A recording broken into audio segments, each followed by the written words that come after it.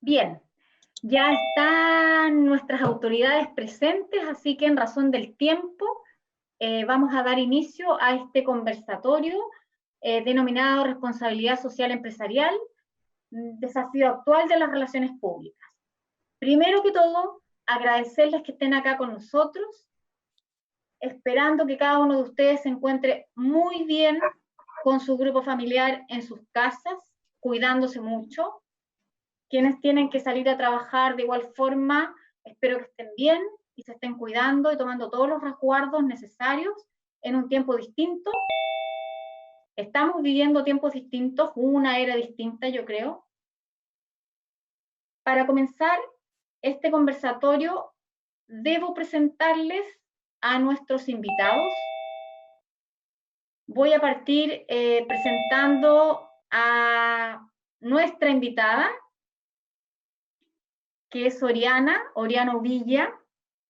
Oriana está felizmente casada con Álvaro Berenguela y está muy orgullosa de sus dos hijos, Amira de 12 años y Martín de 1 año, quienes son el principal motor de su vida. Para mí, lo personal y lo humano es lo más importante de mencionar.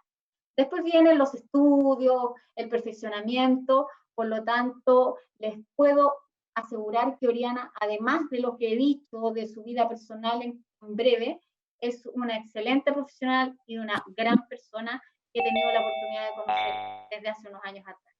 Así que muchas gracias por estar, Oriana. Ahora voy a pasar a contar parte de tu currículum, que es muy largo, al igual que el de Fernando, nuestro otro invitado que está conectado desde Colombia. Oriana es relacionadora pública, titulada de la Universidad Santo Tomás. ¿Ya? Deme un segundo que tuve un pequeño impasse aquí de lo que suele suceder y no debiera suceder. Ella es especialista en gestión de diálogos y relaciones comunitarias para la industria extractiva de la Universidad de Queensland, Australia. Tiene más de 20 años de experiencia laboral en la industria minera, a cargo de las relaciones estratégicas para la aprobación de proyectos mineros y la conservación de relaciones que permitan una convivencia sustentable entre dichos proyectos y las comunidades que les rodean. Oriana principalmente se ha focalizado fuertemente en el desarrollo de metodologías estratégicas para enfrentar diversos escenarios de conflictos socioambientales, siendo una de las gestoras en estas materias más destacadas de nuestro país. Además, ella es docente de diversas carreras de pre y de posgrado.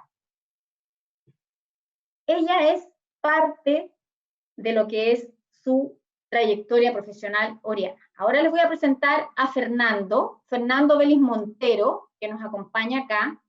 Él es chileno, pero por amor migró. Él está también felizmente casado con Diana Victoria Vargas, está residiendo en Colombia actualmente, y además tiene una maravillosa hija llamada María Paz, que también tiene 12 años, y que también son el principal motor de su vida. También tengo la oportunidad de conocer a esta gran persona que es Fernando hace algunos años atrás también, y puedo también asegurar y aseverar que es un tremendo hombre, un tremendo profesional. Así que muchas gracias a ambos por estar acá. Paso a contar también la trayectoria y el currículum de Fernando. Él es comunicador, hizo algunas inversiones en tu currículum, Fernando, que tienen que ver con temas de las carreras a las que estamos conectándonos. Es comunicador audiovisual, periodista y licenciado en comunicación social, speaker, coach académico y consultor para 13 países de Hispanoamérica, PhD en comunicación, magíster en comunicación, coach ontológico, consultor senior con 25 años de experiencia. Próximo a defender una tesis doctoral denominada Gestión del liderazgo en empresas latinoamericanas, la comunicación como matriz generativa de procesos organizativos coherentes y sostenidos. Autor además del libro Comunicar, Resiliencia Organizacional, como 101 caminos para sobrevivir en el mundo del trabajo, y el microlibro Liderazgo y Coach. Fue consultor y speaker para Seminarium, Colombia, consultor para el Centro Internacional de Estudios Superiores de Comunicación para América Latina, representante en Chile del grupo DIRCOM y conferencista para el Congreso Latinoamericano de Felicidad y Bienestar Organizacional. Son largos currículum de ambos de nuestros profesionales panelistas en este conversatorio. Y antes de comenzar, quiero dar la bienvenida a todos, como ya lo dije, pero también darle la bienvenida a nuestro director de escuela, Yanko Gallardo, a nuestro decano, Mauro Lombardi, que por temas de topes de horario seguramente se va a conectar en unos minutos más. Así que gracias, director, por estar con nosotros. Gracias también al decano cuando se une a nosotros y gracias a todos ustedes por estar acá. Para dar el paso a este conversatorio, les voy a contar que vamos a ir con Fernando, que va a partir este conversatorio y denominó su intervención de la responsabilidad a la resiliencia, un primer paso para transformar lo adverso en oportunidad. Fernando, tienes la palabra. Gracias. Bueno, antes que nada quiero agradecer a Paola por la gentileza de invitarme a esta actividad y también por el carisma que tiene para generar redes, contactos, conexiones, pero no desde espacios transaccionales, sino que desde una calidad y un carisma que en realidad yo aplaudo. Así que, mi querida Paola, un gran abrazo, te agradezco todo y bueno, parto. Bueno, a ver, yo en realidad les quiero contar que estoy impactado con todo lo que estamos viviendo. Yo escribí este libro que se llama Resiliencia Organizacional, que es de la editorial Gedisa, que es una editorial muy importante hispanoamericana. Este libro lo lancé en la OIT hace como 5 años. Y cuando escribí el libro todos me decían, sí, está bien, las crisis, todo, pero ¿será para tanto para el mundo del trabajo, el tema de la resiliencia? Yo decía, mira, yo creo que sí, por más allá de los cambios, bla, bla, que todos lo sabemos, porque en realidad el mundo del trabajo está bajo una dinámica que es local, que es el mundo, que es lo global y lo local, donde están pasando muchas cosas, el clima, todo. Entonces, y hoy día, con todo lo que está pasando, creo que nunca había dado tantas conferencias sobre resiliencia organizacional, porque al final del día, lo que mueve una organización no es ni su marca, ni su equipo de marketing, ni su edificio, ni su tecnología. Eso da lo mismo, eso es poesía. Lo que mueve una organización es su grupo de trabajadores, de colaboradores que están al servicio de una dinámica que muchas veces no tiene presente como esta. Si se dan cuenta, ese pajarito está resistiendo un momento adverso, complejo, con frío, lluvia, nieve, con todo. ¿Qué es la resiliencia? La resiliencia no es solamente resistir. La resiliencia es resistir y después resignificar el trauma, el dolor que tuve y transformarlo en una oportunidad. Entonces ese pajarito no es que va a quedar congelado ahí, no. Ese pajarito después va a volar. Entonces yo siempre cuando lancé el libro y después lo lancé en un montón de países, yo hablaba sobre esto de cómo resignificamos los momentos adversos. Cómo entendemos que la incertidumbre y el miedo nos generan contracción. Y cuando estamos en la contracción nos vamos literalmente a un minimalismo en nuestras prácticas, en nuestras acciones, en nuestras decisiones. Por lo general la incertidumbre nos cohíbe y nos lleva a un lugar que obviamente nos deja sin movilidad. La pregunta es ¿cuál es el costo? ¿Cuál es el costo de estar en un lugar sin movilidad?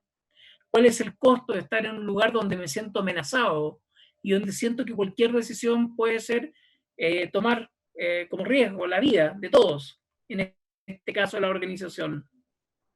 Entonces, bueno, el mundo del trabajo está en un escenario complejo, pero desde siempre. Ojo, no es que nosotros ahora estamos viviendo algo difícil, siempre hemos estado viviendo algo difícil, porque somos género humano, somos finitos, somos literalmente muy frágiles. Entonces, bueno, están todos los movimientos sociales en Chile, imagínense, está el clima, está la sequía, está la temperatura, están las crisis económicas, ahora estamos al borde de una recesión en todos los países, punto.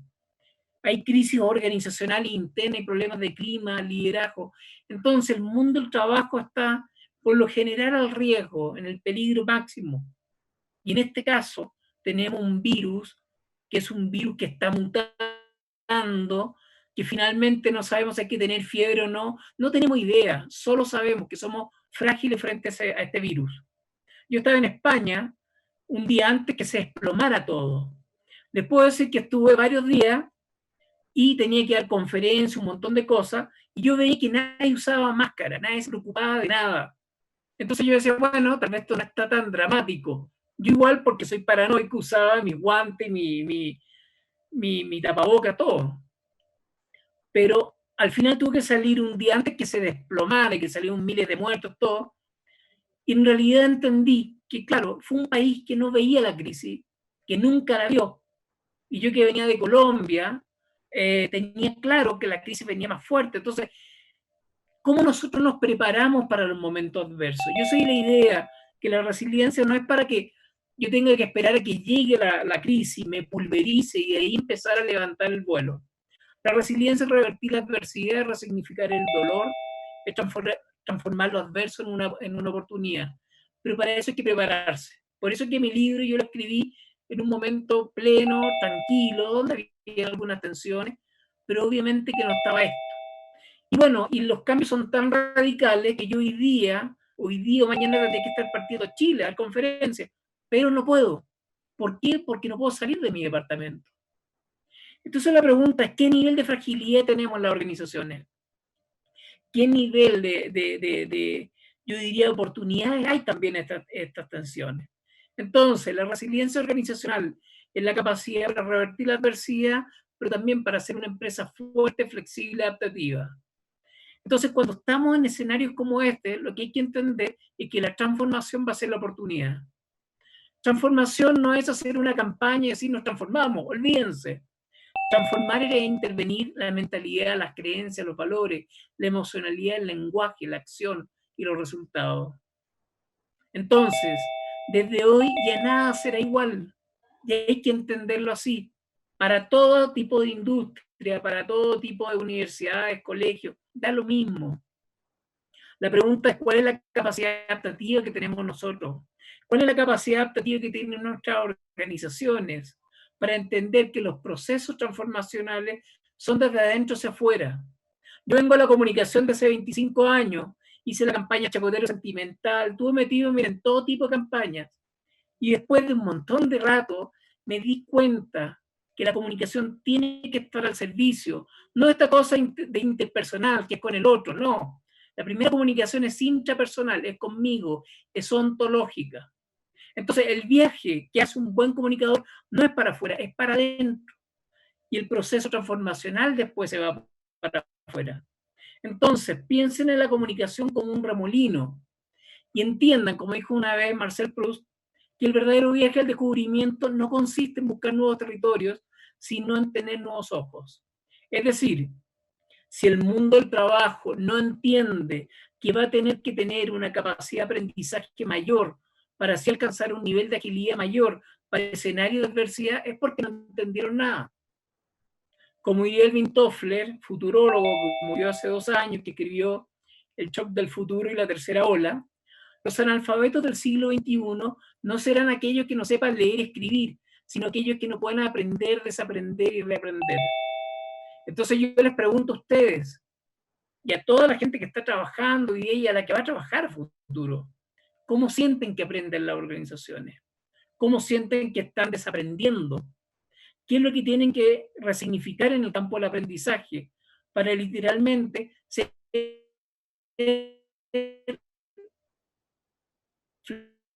flexible y a la vez resignificar todo? Porque ese es el tema al final del día. Una organización que tiene una cultura monolítica, que es como una estatua, que literal es un fósil, obviamente que un escenario como este lo va a quebrar. Si tiene malos liderazgos, desconfianza, descoordinación de acciones, si tiene una cultura que literalmente es débil, es una organización que se defonda. Entonces, entendamos que la cultura es mucho más que solamente colocar un eslogan y que somos así o somos así. Da lo mismo. La cultura es un valor y una creencia que va a una práctica conductual. Y eso es lo relevante. Por eso que nosotros tenemos que entender, y a nivel regional lo digo mucho porque es donde más trabajo, que nosotros latinoamericanos tenemos que fortalecer las culturas organizacionales de nuestras empresas, porque son culturas laxas, porque articulamos un propósito de cambio y lo sostenemos durante 4 meses y después se fondan. Entonces, ¿cómo hacer para entender que nuestro gran capital son nuestras personas? Porque si no caemos en los lugares más comunes, los comunes. Por ejemplo, las empresas que cumplen la planificación estratégica en América Latina son de un 6 y un 7%. Nadie la cumple. Podemos jugar, queramos cumplir, nos hacemos unas campañas, hacemos todo ese show que está bien, yo creo que todos lo hacen, pero al final del día no damos el ancho. Entonces, cuando nosotros tenemos culturas que están en este entrampamiento, obviamente que tenemos que hacer foco. Por eso que la resiliencia tiene elementos centrales. Uno que conecta con el bambú como metáfora. El bambú es un tallo largo, pero traten de doblar un bambú. Es muy difícil. Es flexible, lo puedo doblar, pero no lo puedo romper. Así tienen que ser las organizaciones. Tienen que ser flexibles, pero tienen que ser fuertes. Pero también tienen que tener otra cualidad del bambú que yo encuentro que es preciosa, que son las raíces. ¿Y qué es la raíz? La raíz es la identidad de la organización. Entonces yo pregunto, ¿qué foco estamos haciendo hoy día en el mundo de la identidad organizacional? Entendiendo que la identidad es quién soy yo como organización, la imagen en cómo me perciben y la reputación en la conducta sostenida en el tiempo. Por lo general, yo creo que todas las empresas ochenteras, noventeras pensaban que la imagen lo era todo y estaban en ese cuento. Hoy día nos damos cuenta, y el mundo político, religioso, empresarial, todos se dan cuenta, que se están cayendo las organizaciones, pero por algo muy simple, porque la identidad no funcionaba. Porque quién soy yo nunca supe quién era, no supe qué valores tenía o en qué creía. Entonces, la resiliencia organizacional conecta con la sobrevivencia. Y acá está lleno de empresas, porque me toca hablar todo el día con gente de empresas de un montón de países, en donde tienen plata tal vez para un mes más o 2 o 3 meses más, y ya la gran mayoría no tiene plata para nada. Entonces, ¿cómo abordo una crisis? ¿Cómo me conecto con la sobrevivencia si no tengo el capital, la masa crítica previa para poder sostener? Entonces, la invitación de la resiliencia no es solamente a pensar de que tenemos que sacar la cabeza y respirar. Yo diría que el rol de la resiliencia organizacional es definir un perfil de organización que pese a todo lo que pasó, pudo sobrevivir, resignificar el momento adverso y co-construir entre todos un escenario de oportunidades. Los japoneses plantean este cuento del kitsuroi, es decir, se rompe una vasija, pero la podemos parchar con oro o con plata. ¿Cuál es la metáfora? Todos los dolores del mundo del trabajo, no importa que sean visibles, lo importante sí es que se aborden. Entonces yo pregunto, ¿qué nivel de visibilidad tienen las organizaciones con sus fragilidades? ¿Qué cultura tenemos los latinoamericanos de entender que las organizaciones tienen que sostener sus crisis, tienen que solucionarlas para después seguir creciendo? Entonces, bueno, acá la invitación de mi libro y un poco de toda la teoría que he ido desarrollando en estos años apunta a buscar coherencia y consistencia en el mundo del trabajo, a entender que las organizaciones tal cual están hoy día, obviamente que son muy frágiles desde todos los frentes. Por ejemplo, el 85% de las personas no renuncian a la empresa que no le gustó, renuncian al mal liderazgo que hay. La capacidad de influir, ¿sí?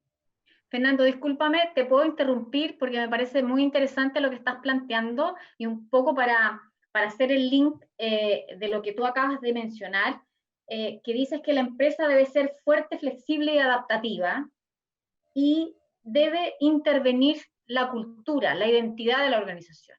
¿Y quién es mejor que los relacionadores públicos desde la esencia, desde la resignificación de quiénes somos?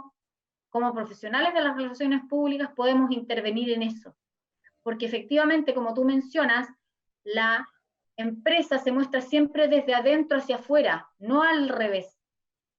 Y eso es lo que permite dar coherencia, porque la medida que la cultura sea coherente, es decir, no solamente el decirlo y el ponerle unas fichas bonitos en las paredes de las organizaciones, sino que hacerlo real, y para eso hay que hacer una intervención en algo concreto y coherente, y para eso están llamados, y esta es la gran oportunidad que tenemos hoy los profesionales de las relaciones públicas, que desde la responsabilidad, desde el interior de la organización, podamos resignificarnos para lograr que esa empresa se convierta en una empresa fuerte, flexible y adaptativa. A ver, termino la presentación y ahí tú vas a tener la respuesta para todo. Sí, yo les pido conecten esta presentación con el rol de cualquier persona que esté en el campo de la comunicación. Yo se los digo, es transversal, esto es para un comunicólogo, es para una persona que entiende el espacio del trabajo como un espacio de relación. Entonces, yo les diría, y ahí se los pido, no se compliquen con el cargo, la profesión, porque en realidad no importa. Lo único importante que sí quiero que quede claro, informar es dar y comunicar es entenderse. Hoy día el profesional de la comunicación, de la carrera que sea, tiene que ir al campo del entendimiento, porque el resto es humo. Y da lo mismo, porque no perdura en el tiempo y no es trascendente. Entonces, desde ese lugar, y por eso que lo conecto con esta foto de este vasija que está quebrada, nuestro rol es unir partes. Nuestro rol es estar al servicio de una vinculación en donde las personas literalmente trabajen un propósito común. Entonces, según la estadística que le estaba contando, 85% de las personas renuncian a los malos liderazgos. El 25% de los feedback es efectivo. Ojo, el 25%. El 96% de las personas trabajan solo por plata. O sea, la dinámica es transaccional. ¿Ya? Entonces, estamos en realidad en un espacio de fragilidad tremendo. Por ejemplo, la calidad del trabajo, de la producción, no supera el 30%. Entonces la pregunta es, ¿cómo nosotros nos hacemos cargo de que el mundo del trabajo es el mundo de las personas y que entre ellas tienen que relacionarse? Obviamente de una interacción diferente, con valores diferentes, preguntas diferentes, liderazgos diferentes. Por eso que la resiliencia organizacional se conecta con el blindaje organizacional, y así me lo imaginé yo cuando escribí el libro. Es decir, cómo cuido a la persona en el mundo del trabajo. Y en la medida que yo genero una cultura del cuidado, obviamente surge una coherencia a nivel externo también, obviamente. Entonces, yo no puedo lo que no soy. Si yo maltrato dentro de mi organización obviamente que va a estar proyectando cualquier cosa. Y al final del día, bajo el contexto que estamos viviendo, todo se sabe. Entonces la pregunta es, ¿qué tengo que empezar a escuchar? ¿Qué tengo que empezar a entender? De algo que no estoy viendo. ¿Qué tengo que escuchar a nivel emocional, a nivel de lenguaje? A nivel oral también. Y esa es la pregunta también. Yo digo, aquí, insisto, la profesión que sea, como sea transversal, el 90% de obligación es escuchar. Si yo tengo una capacidad de escuchar, obviamente, nivel de percepción y relacionamientos diferentes.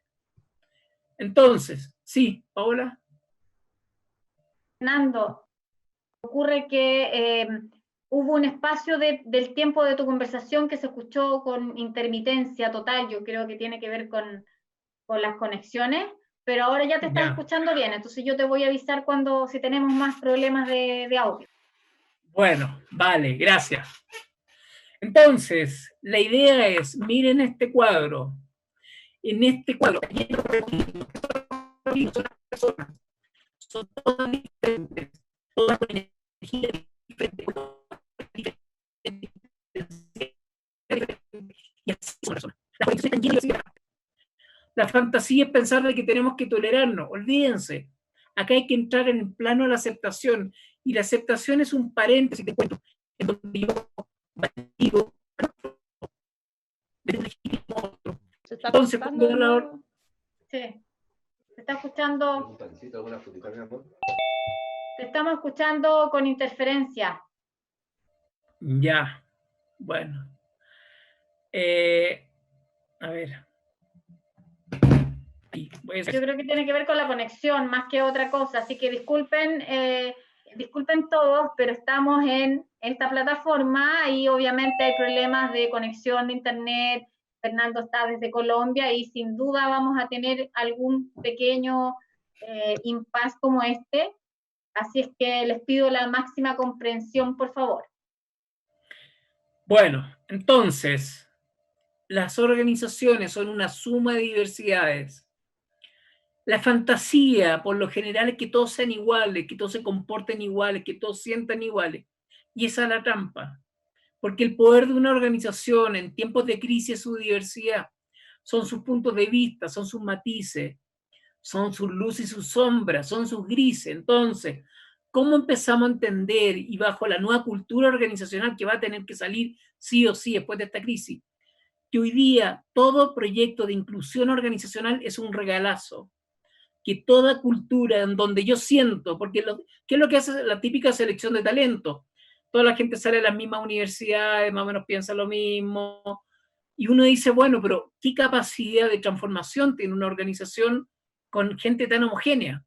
Entonces la invitación es a entender que una organización, para ser fuerte, flexible, adaptativa, dinámica y que se pueda manejar en la dialéctica, el día a día, tiene que tener una capacidad transformacional superior al promedio.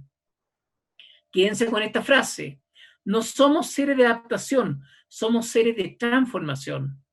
Entonces, todos nosotros tenemos muchos más recursos de los que creemos, en donde podemos mutar y transformar no solamente el cómo percibimos el mundo, sino que también cómo lo intervenimos. Las culturas clásicas organizacionales son como islas.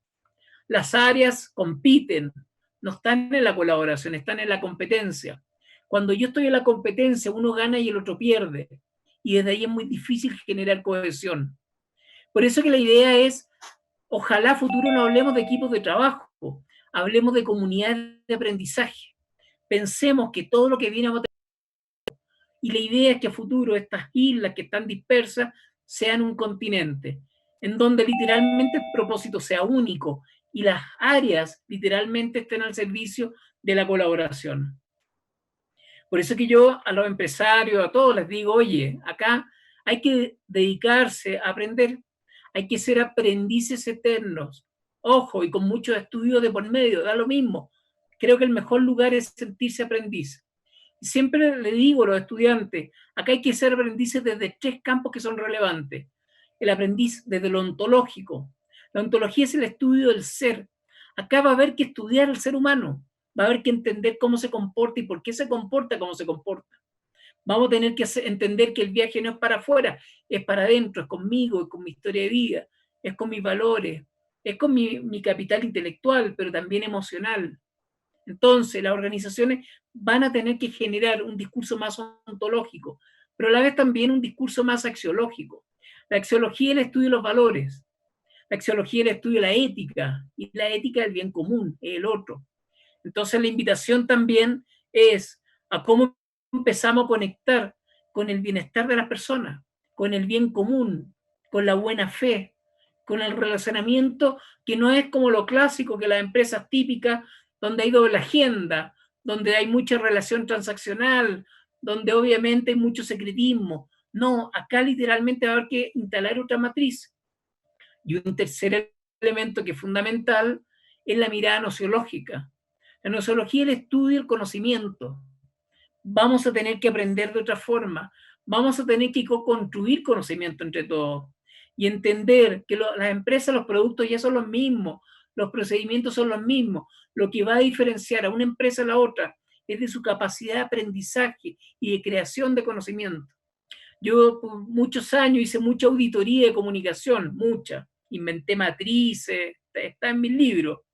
Y al final del día, lo que yo tenía claro es que una cosa es todo lo que la empresa quiere hacer al final del día, pero otra es su consistencia para sostenerlo.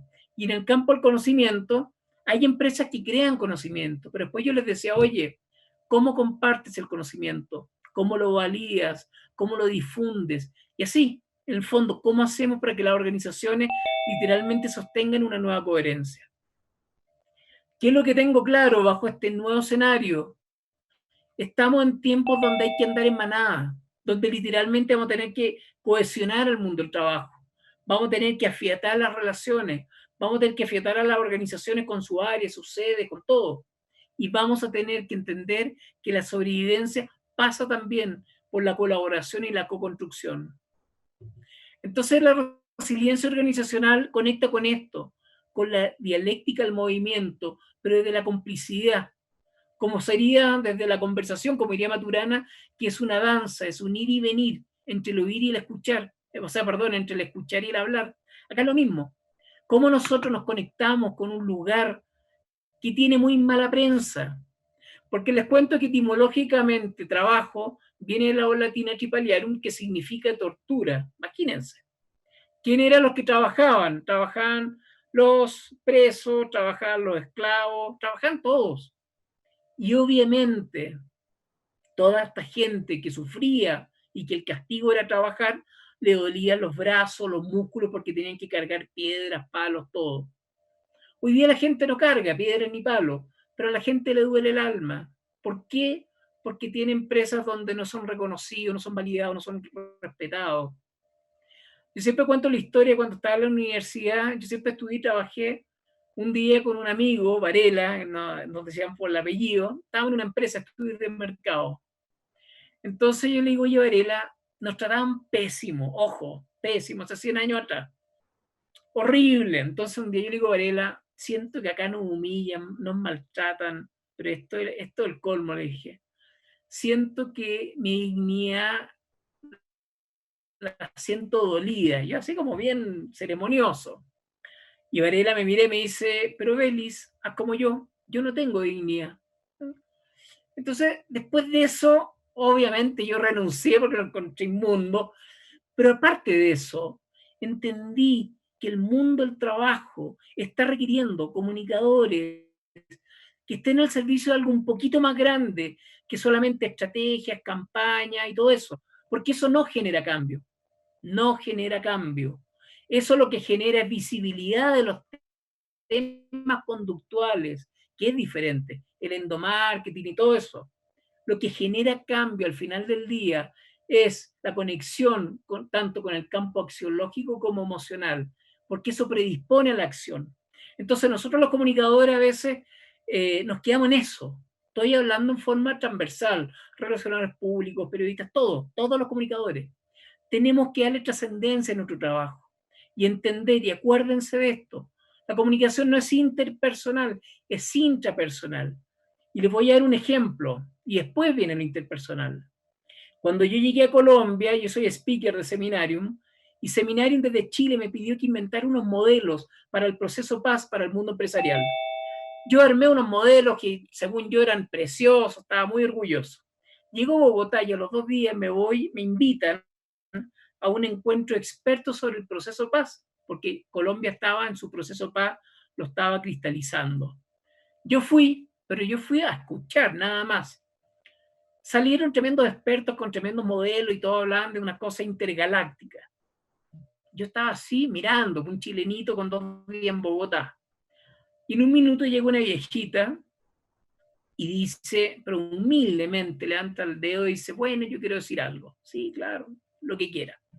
Y la señora dice, yo creo que para llegar a la paz hay que crear, y escuchen bien, hay que crear una pedagogía de la paz, en donde yo aprenda a estar en paz.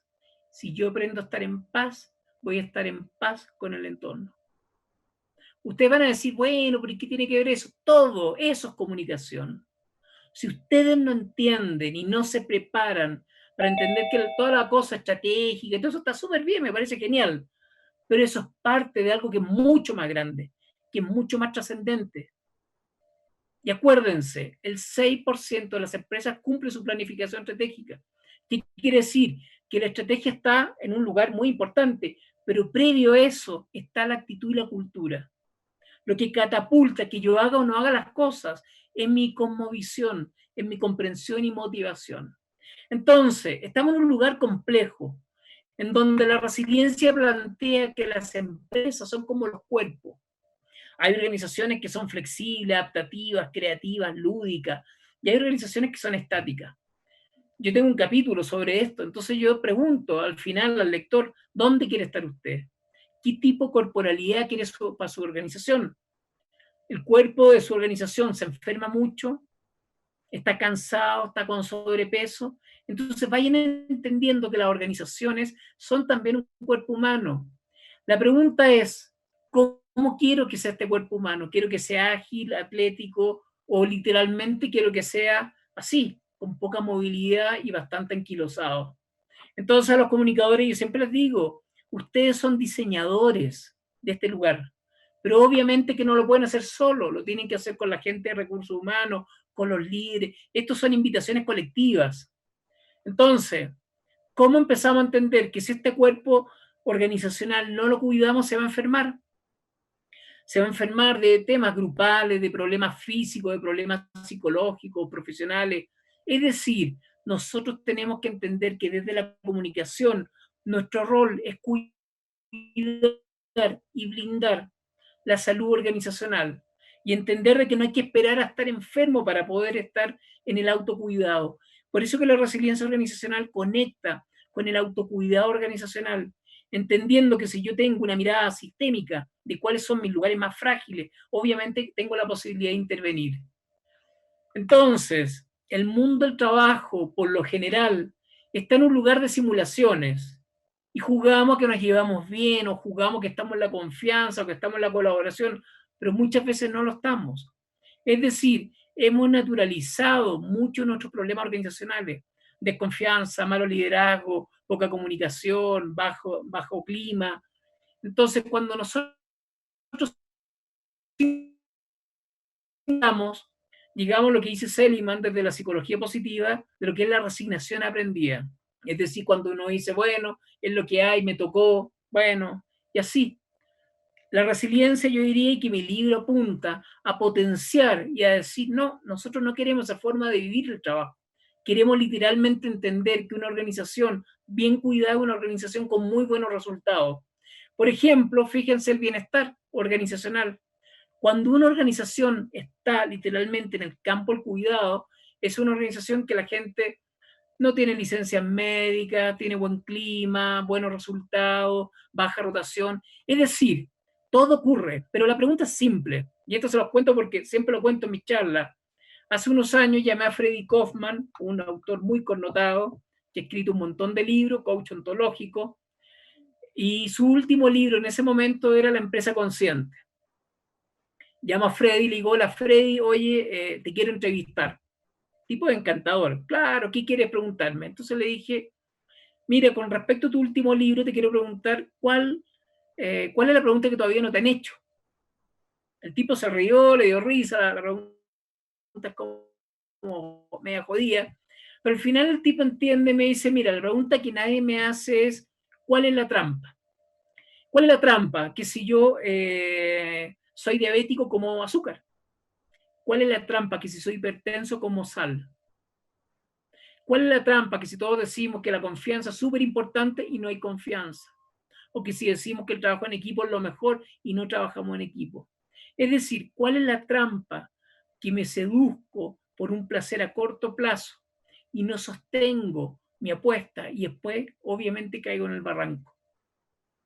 Entonces yo les pregunto a ustedes y les pido a los comunicadores, porque esto yo parezco de estos que están como con una Biblia saltando en una plaza. O sea, yo les digo a los comunicadores, tenemos que ir más fino. Está bien, todo lo otro es muy táctico y está bien, pero no es solamente eso. Un comunicador de tomo y lomo es una persona que está escuchando esto, que entiende lo que es un estudio clima, que entiende lo que son las políticas de recursos humanos, que entiende lo que es el modelo de negocio, que tiene una mirada muy sistémica, porque ahí está la comunicación. Ese es el cuento de todo esto. Eso es la comunicación. No lo que yo digo, no diga, porque eso da lo mismo. Es parte de mi inconsistencia ya como latinoamericano, decir cosas que no sostenemos. Entonces, ¿qué les quiero decir? Acá la invitación es a entender que nuestro rol, nuestro trabajo como profesionales es más profundo que solamente sacar una foto, una nota informativa o hacer un afiche o un evento, lo que sea. Es mucho más complejo que eso, porque es trabajar con la individualidad de las personas, con los espacios emocionales, las creencias y las prácticas de las personas. Entonces, ¿cómo empezamos a conectarnos con este mundo que es un mundo complejo, exageradamente líquido y que obviamente tiene elementos que son factores críticos de éxito, como los beneficios, como son el liderazgo? Entonces nos damos cuenta que en Chile, por ejemplo, la empatía y la comunicación son las fragilidades de los líderes. Siempre la gente dice, no, la empatía es ponerse los zapatos del otro. No, jamás fue eso. Porque si yo calzo 41 y el otro calza 57, obviamente que no puedo caminar. La empatía es conectar con la emoción del otro, que es más fino, es más delicado. Y ahí se requiere un comunicador que entienda esto y que lo pueda llevar a la práctica. ¿Y por qué, por ejemplo, el liderazgo es clave en todo esto? Porque el líder es el que da la pauta comunicacional. No es una campaña, olvídense, eso nunca fue. El líder, si el líder dice quiero respeto y el líder respeta, todos respetan. Así funciona esto. Y si el líder respeta, el mando medio también va a respetar porque el líder respeta. Entonces yo pregunto, ¿qué nivel de poder vamos a tener nosotros para poder impactar en las conversaciones con los líderes? ¿Qué nivel de rigor vamos a requerir para entender que muchas terminologías que vienen hoy día de la ciberpsicología y la irrupción del trabajo, todo, van a quedar en la nada si no tenemos al líder dentro del equipo?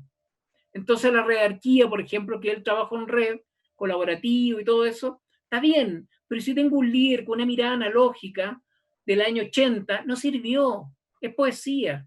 Entonces, ¿cuál es la invitación? Nosotros los comunicadores, y esto es transversal a lo que sea como comunicador, tiene que entender que la sinergia, la dialéctica humana, es la convivencia, lo que genera al final organizaciones afiatadas. No es tener a la gente como si fueran todos iguales, cortarle el pelo y hacerlo hablar el mismo idioma. Entonces, la invitación de la resiliencia es a potenciar al líder, darle recursos para pulirse. Yo siempre les digo a los líderes, oye, deja de tomar MBA y todo eso, tómate curso de filosofía, tienes que pulirte, tienes que conocerte. Acá el autoconocimiento es fundamental. Entonces, ¿por qué esto es tan relevante? Porque al final del día, todas las organizaciones están funcionando desde su práctica comunicacional, que es la conversación. En la revolución industrial, la gente trabajaba con máquinas y el rol de preponderancia eran los músculos para mover las máquinas. En la sociedad del conocimiento, el conocimiento fluye desde prácticas conversacionales. Entonces, bueno, la pregunta es, ¿cómo están conversando las organizaciones? ¿Qué nivel de credibilidad tienen?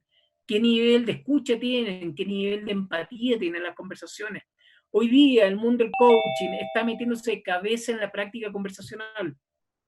Porque ¿qué es lo que hace la conversación? Coordina acciones y obviamente nos predispone a trabajar colectivamente. Por lo general, los latinoamericanos no vemos, invisibilizamos las conversaciones. Los comunicadores, se los digo porque hago clase en toda Hispanoamérica, o sea, en temas de comunicación.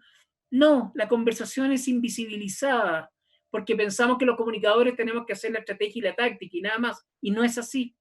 Entonces, el poder de un buen comunicador es en un minuto testear cuál es la calidad de las conversaciones de los líderes, por ejemplo.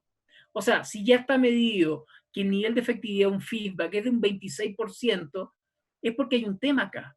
Y acá hay comunicación. Acá hay mucho que hacer.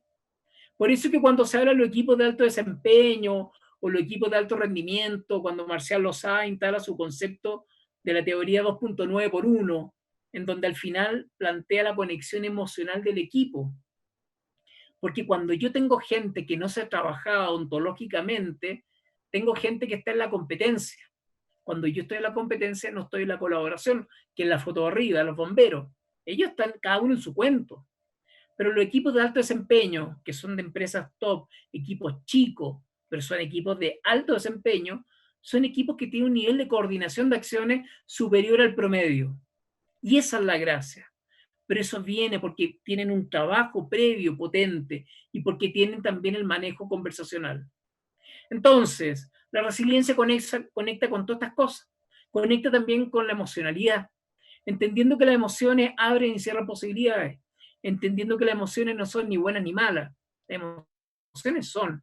Pero obviamente que si yo llevo mucho tiempo en una emoción, eso se transforma en un estado anímico. En este caso, fíjense, toda la gente del miedo e incertidumbre que genera contracción, ya hoy día se fue a otro lugar que obviamente es la angustia. La angustia viene de angostura, falta de aire. Y cuando a mí me falta el aire es porque estoy con miedo al futuro. Entonces, cuando nosotros estamos en una emoción mucho rato, después la aprendemos y se transforma en estado anímico. ¿Qué vamos a hacer el mundo del trabajo con el tema del miedo, de la incertidumbre, del cómo se siente la gente porque siente que tal vez los van a echar mañana? Y eso no se arregla con una campaña creativa, olvídense, nunca fue, no va a pasar nada ahí. Ahora, todo eso puede dar visibilidad a un tema, pero esto es conductual, es decir, esto se aborda conversando. Por eso que los mejores liderazgos que me ha tocado ver y que los pongo en mis libros son de líderes que literalmente en el momento de la crisis sostienen la crisis desde una conversación verosímil, consistente y al servicio del bienestar de todos. Entonces, si se dan cuenta, y esto es para todos los comunicadores, nuestro desafío formativo es mayor a solamente la carrera que estamos estudiando. Acá hay que estudiar siempre y hay que entender que la tecnología, la estrategia, el endomarketing y todo eso que está súper bien, está al servicio de algo más importante que son las personas. Entonces, ¿a qué los invito yo? Yo les invito a que se conozcan, a que sepan qué seres humanos son, por qué miran como miran y para dónde quisieran mirar. Y también, obviamente, entender que lo que nosotros hacemos los comunicadores es estar en espacio interpretativo. No existe la verdad. No, la verdad es una construcción ideológica. El punto es que cuando yo creo que tengo la verdad, estoy anulando al otro. Por eso que desde la mirada ontológica, la idea es cómo validar los diferentes observadores que somos nosotros, entendiendo que somos totalmente diferentes. Tenemos biología diferente, economía diferente, educación diferente, capital emocional diferente, todo diferente. Entonces el mundo del trabajo para generar cohesión y para generar confianza va a requerir tener una convivencia diferente, que esté al servicio de un propósito común. Y que como diría la escuela de Palo Alto con Václavic, cuando Václavic dice que el mapa no es el territorio, así es. El mapa es una interpretación, es una lectura del territorio. Esto es también con nosotros. Nosotros damos una opinión y no es más que eso. Entonces, las organizaciones por eso que tienen tantos problemas, porque al final yo estoy a la defensiva pensando que cuando me dicen algo me atacan y yo reacciono. Entonces, el mundo coaching ontológico lo que busca al final del día es ampliar nuestras distinciones, desafiar el cómo estamos aprendiendo, desafiar el ser social que somos nosotros y a la vez también invitarnos a transformar nuestro campo de aprendizaje. Un ejemplo breve. Si nosotros subimos al techo de mi edificio y nos tiramos al suelo a mirar las estrellas, cada uno va a decir 5 estrellas con suerte. Si hacemos lo mismo mañana, pero subimos con un astrónomo, vamos a entender que hay 300 estrellas por lo bajo. Y desde ahí mi forma de ver el cosmos es mayor. Entonces, si yo tengo un comunicador con una mirada chica, su forma de analizar el mundo va a ser de este porte. Por eso que se requiere de que el perfil de un buen comunicador sea una persona curiosa, que esté dispuesta a desafiar sus propias creencias. Y todo esto ocurre ¿desde dónde? Desde una interacción con el otro. Entonces, yo siempre hago esto que hablo los primer plano comunicativo, y lo hago mucho en talleres, donde la gente se dibuja y va pensando, y va cómo piensa, cómo observa, cómo escucha, y les voy preguntando, y van trabajando con su forma de percibir el mundo. Entonces yo les digo, y los invito a ustedes, vayan entendiendo que son ustedes el primer laboratorio para aprender comunicación. No es el otro. Y por algo muy simple, porque si nosotros queremos declarar un cambio, todas las empresas siempre quieren hacer cambio, las dos preguntas, ¿dónde estoy, dónde quiero estar? Después las preguntas de qué es lo que requiero y después abajo, qué es lo que me falta, lo que no veo. Está bien, pero hay algo previo a eso.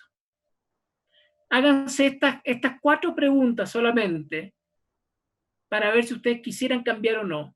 Yo soy, todo esto viene de la teoría de la resiliencia del modelo MAR, que es mi modelo de intervención. Yo soy, ¿quién soy yo en esta organización? Yo tengo, ¿qué es lo que tengo en esta organización? Yo quiero, ¿qué es lo que quiero hacer en esta organización? Yo puedo, ¿qué es lo que verdaderamente puedo hacer en esta organización? Con esas solas 4 preguntas, mucha gente, por lo general, no saben quiénes son en su empresa, sienten que no tienen nada, que no pueden hacer nada. ¿Ustedes creen que esa gente va a estar al servicio de un cambio transformacional y con todo lo que eso significa? No. Entonces, Y voy concluyendo, yo creo que Paola ya me quiere matar, así que tranquila Paola, la violencia no conduce a listo, voy terminando.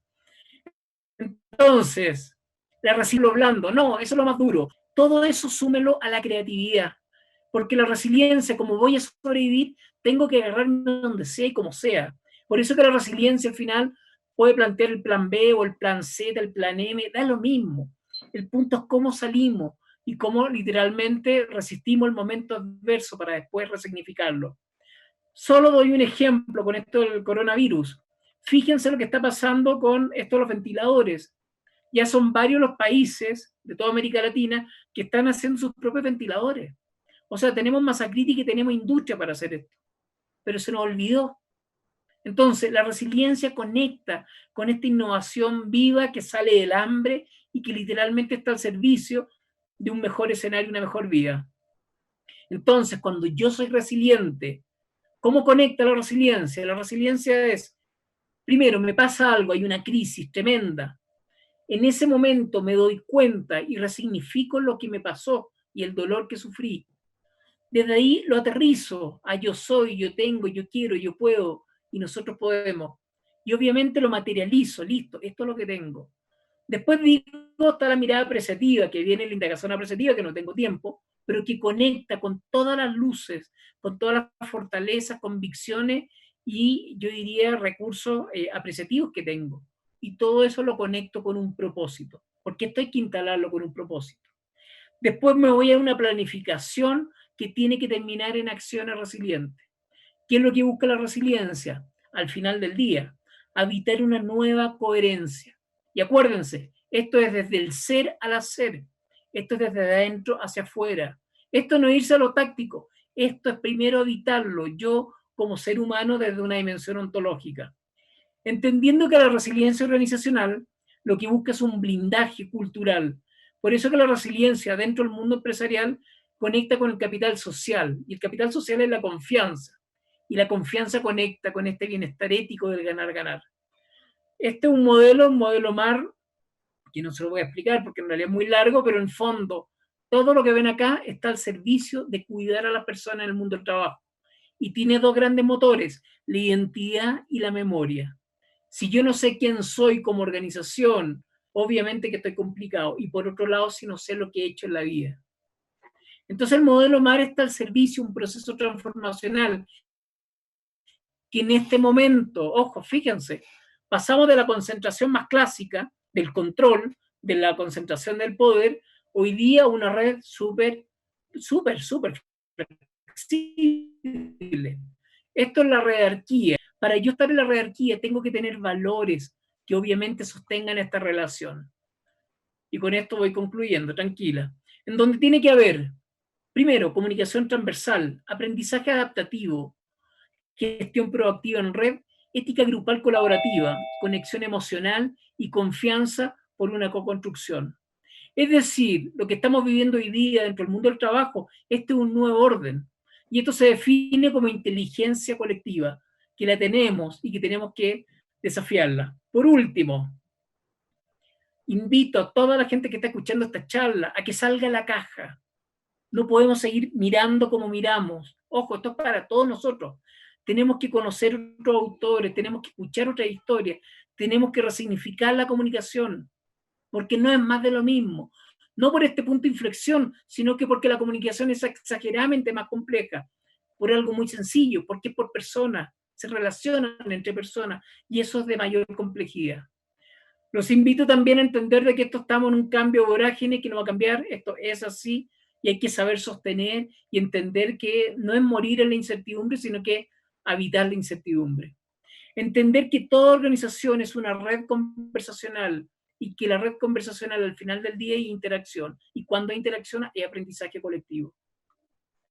Y por último, entender que la participación bajo el actual escenario y por desde un buen rato para adelante es fundamental. La gente quiere participar, la gente quiere co-construir, la gente quiere innovar, quiere ser vista y obviamente quiere cambiar el mundo, tal cual. La gente quiere cambiar el mundo, no quiere pasar invisibilizada por la vida, Y acá hay un tremendo espacio. El punto es que las organizaciones aprendan a conversar.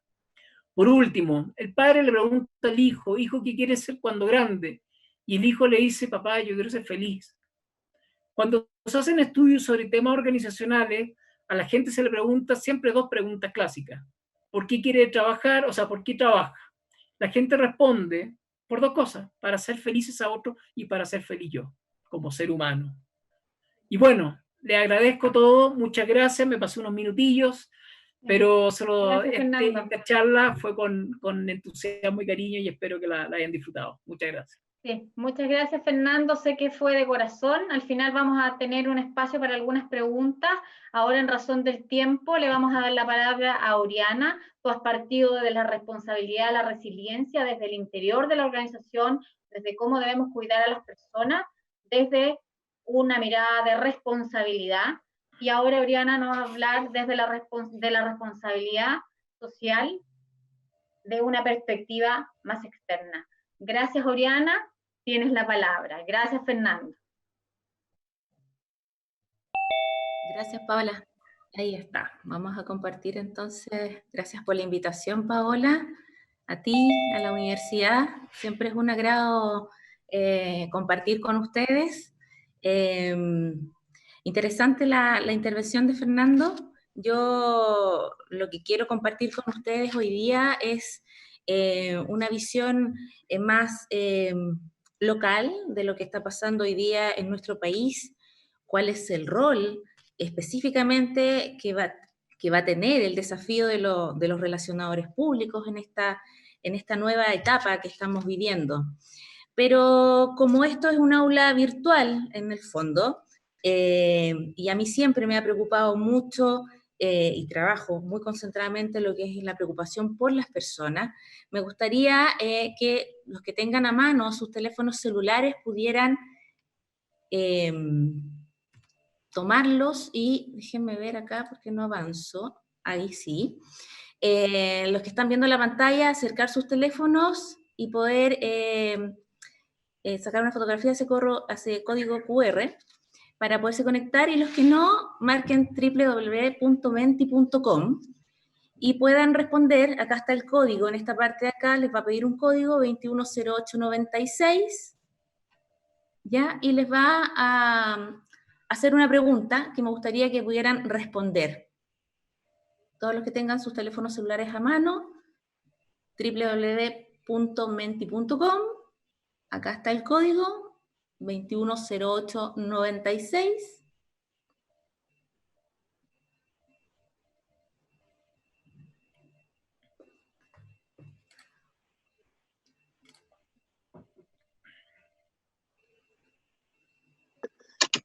¿La respondemos nomás?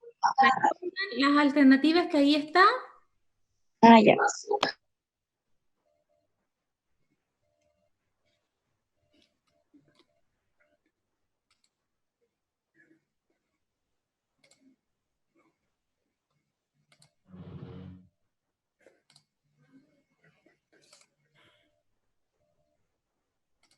¿Bien? Sí. Ya respondí. ¿Puede volver atrás un momentito, por favor? No alcancé a anotar el número. El número aparece acá arriba. ¿Dónde está Ah, el ya, punto? ok, gracias.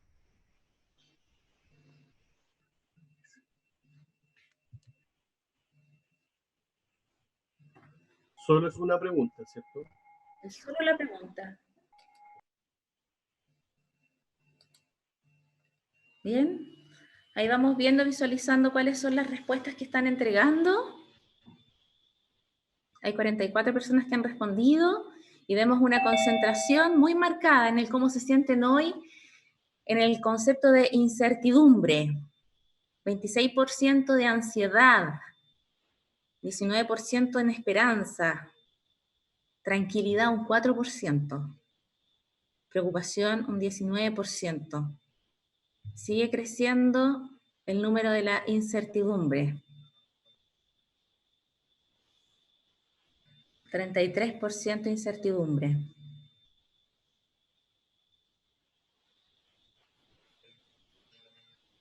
y nos quedamos con 48 respuestas,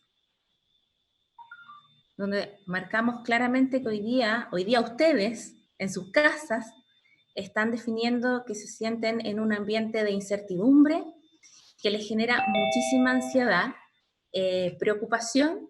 Sin embargo, igual se ven algunas luces de esperanza. Tranquilos no estamos ninguno, parece. Voy a volver a la presentación.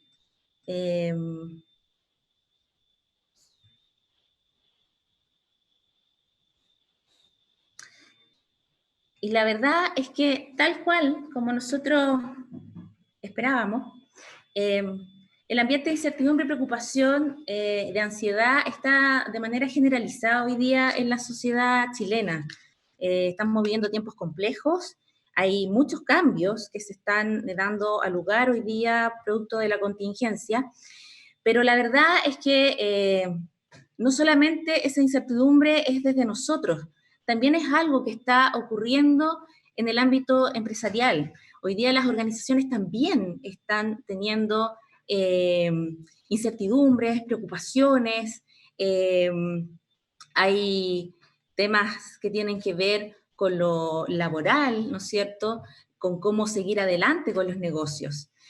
Y en este ambiente de incertidumbre, ¿qué nos lleva a todo esto? Algunos hablan de la reinvención, algunos hablan de la búsqueda de oportunidades en medio de la pesadumbre, y la verdad es que, no sé ustedes, pero por lo menos yo he sido testigo de un sinfín de emprendimientos que han nacido producto de esta contingencia, desde gente que ha desarrollado pequeñas aplicaciones para poder llevar verduras, frutas a las casas. Hay otros que también han innovado de otra forma para poder ir reinventándose también en este nuevo escenario. Les cuento el caso puntual, muy cercano. Mi suegra es dentista y ella se tuvo que reinventar en esto porque obviamente la gente hoy día no se está yendo a atender a la consulta. Probablemente los dentistas son los que corren muchísimo riesgo en esta materia, y ella decidió, por ejemplo, generar un pequeño emprendimiento y hoy día está vacunando contra la influenza. Logró un contacto con un laboratorio y hoy día compra las vacunas y además ofrece el servicio de inyección de la vacuna de la influenza. Entonces, la verdad que en el ambiente de pesadumbre de lo que estamos viviendo hoy día, vemos muchos emprendimientos y mucha capacidad humana de poder reinventarse muchas veces. Pero da la impresión que eso es mucho más fácil o más factible para cada uno de nosotros. Lo cierto es que cuando hablamos de la empresa es mucho más complejo, ¿ya? Y la verdad es que las organizaciones hoy día, y este es un análisis que es interesante hacerlo también desde la especialidad de las relaciones públicas, hoy día las empresas están viviendo un proceso de cambio que no tiene que ver necesariamente con el COVID-19 y con esta nueva forma de hacer trabajo, sino que también viene cuestionándose desde mucho antes, inclusive desde el estallido social, ¿ya? Hoy día la gran pregunta es cómo logramos la reinvención empresarial en este nuevo contexto. Piensen ustedes que hay un tema que es sumamente relevante, del cual se conversó mucho en octubre del año pasado, y que tiene que ver con este concepto que se llama la agenda social, ¿ya?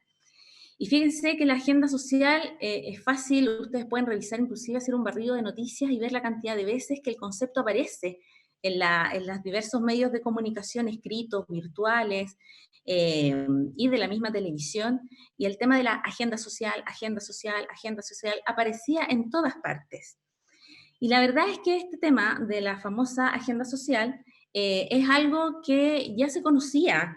Generalmente las empresas industriales, las empresas extractivas, las termoeléctricas, las mineras, las empresas de energía, son empresas que están muy sensibilizadas y conocedoras de este concepto que es la agenda social, ¿ya?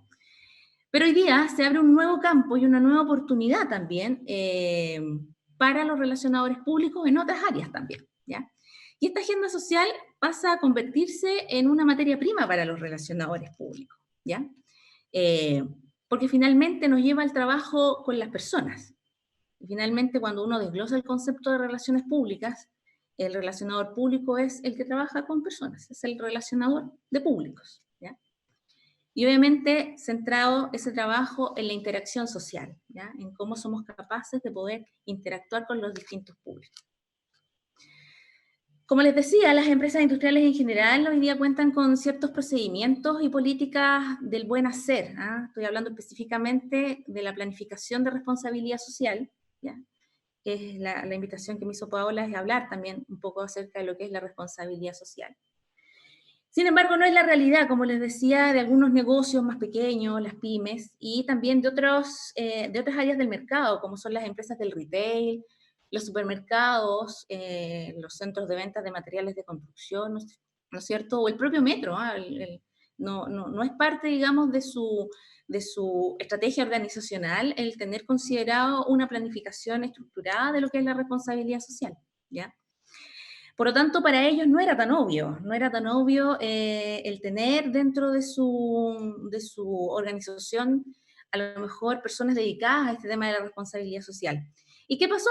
Lo que ya conocemos, lo que ya hemos visto latamente en la televisión desde el estallido social, la destrucción de centros comerciales, los saqueos, ¿no es cierto?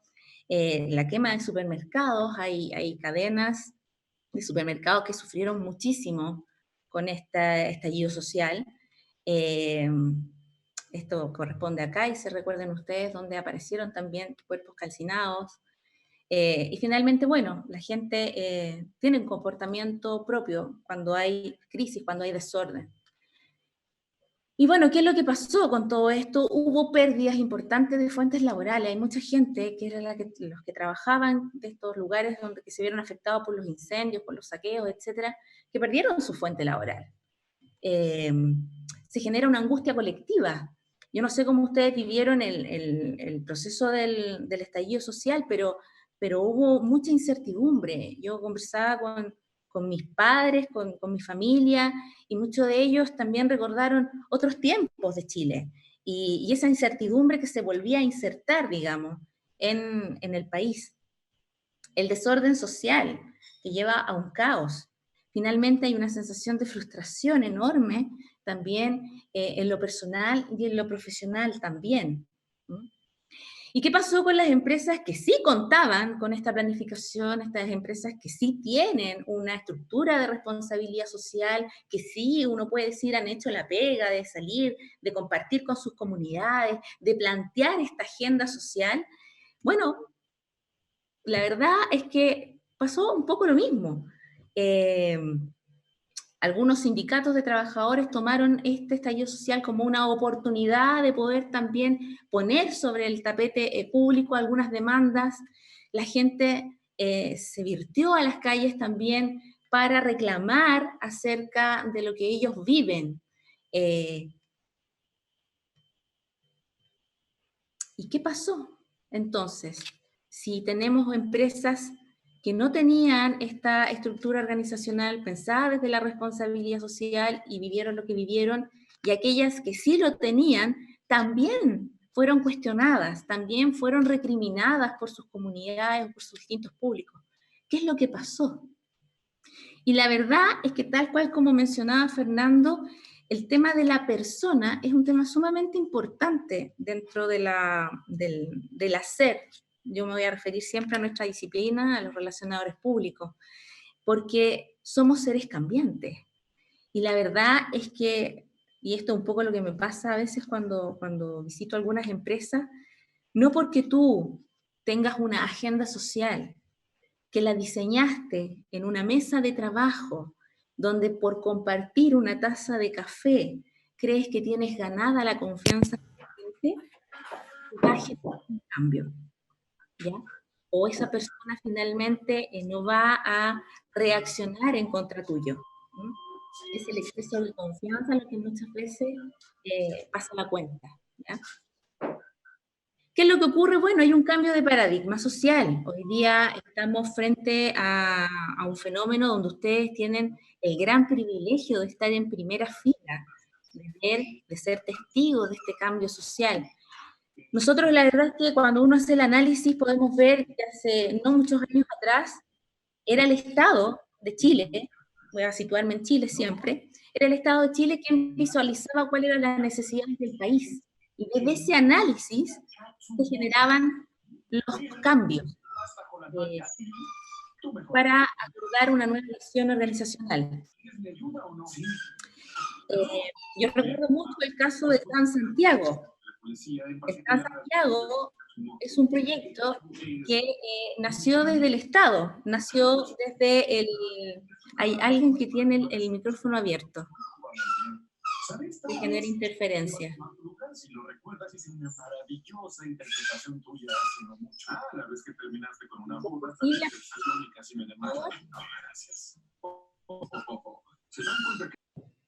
Les pido por favor a todos que silencien sus micrófonos porque está haciendo interferencia en la ponencia de Oriana, por favor, gracias. Gracias, Paola. Bueno, como les comentaba, hasta hace no mucho tiempo atrás, era el Estado de Chile quien visualizaba, las necesidades que tenía el país, y a partir de esa visualización, de ese análisis, generaba los cambios que necesitaba el país. Por ejemplo, el Transantiago no nació de una demanda ciudadana, nace desde la visión que en ese minuto tuvo el gobierno de decir, ok, es momento de hacer un cambio en el sistema de transporte público, con las consecuencias que ya sabemos. Pero hoy día el empoderamiento está en las manos de los ciudadanos, ¿ya? Y hoy día los que marcan esta agenda social es la ciudadanía. Si uno hace un análisis mucho más detallado de lo que ocurrió, efectivamente, este cambio, este quiebre, lo podríamos decir que ocurre en el año 2006, con la Revolución Pingüina. No sé si ustedes se deben acordar de eso, la Revolución Pingüina. Y en el año 2007 aparece precisamente la crisis que les estaba mencionando, que es la del Transantiago. El año 2008 aparece la colusión de las farmacias y ya empieza a visualizarse un castigo social mucho más presente. En el año 2011 ya empezamos a movilizarnos mucho más fuerte por el alza de los combustibles. Esto fue en Punta Arenas, recuerdo, el movimiento que generó todo el proyecto de Hidroaicén, un proyecto que se iba a desarrollar en la zona austral del país y que movilizó a ciudades completas a lo largo de Chile, incluida Santiago. El movimiento del cobre en el sector norte también del país, y el fortalecimiento del movimiento estudiantil. De hecho, ese movimiento estudiantil trajo consigo no solamente el cuestionamiento y las demandas sobre los temas educacionales, sino también que marca un antes y un después de la política chilena, ¿ya? Luego tenemos el 2012 el movimiento por la diversidad sexual a caso de este chico Daniel Zamudio, que posteriormente se convierte en ley, la ley Zamudio, ¿no es cierto?, que protege precisamente la diversidad sexual y la discriminación. El año 2013, el movimiento por el valor de los medicamentos, y aparece también la ley Ricarte Soto. El año 2014, aparecen ya sanciones públicas, en este caso por la colusión de los pollos.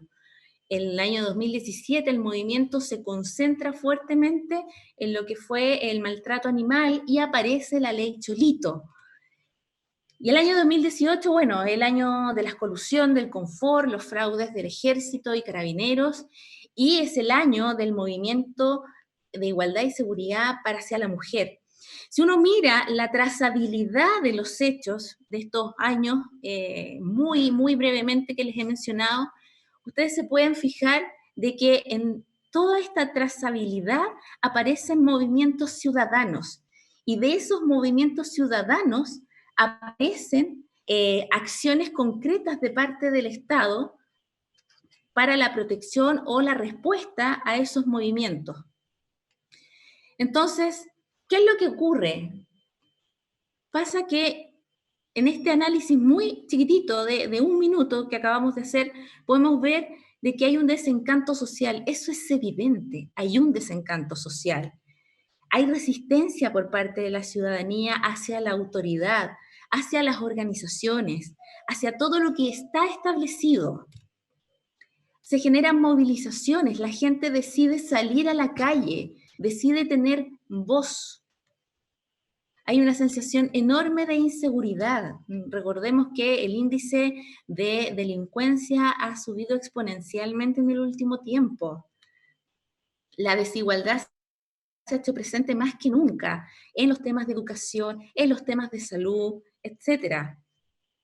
Aparecen a la luz pública la corrupción, aquellos que se sentían intocables, hoy día, más allá de las sentencias judiciales que uno puede estar o no de acuerdo, lo interesante es el juicio público que se hace. Entonces, la verdad es que era evidente que el año 2019 íbamos a tener una crisis importante, la crisis estaba allí. Y la pregunta es, ¿realmente no lo vimos venir? Y ese es el escenario en el que a ustedes, desgraciadamente, les va a tocar salir al mundo laboral. Es el escenario en que hoy día enfrentan las relaciones públicas. ¿Qué es lo que tenemos entonces para poder analizar? Hoy día tenemos un escenario altamente complejo, estimados, de mucha complejidad, que además desafía de forma constante la forma en cómo hemos hecho las cosas.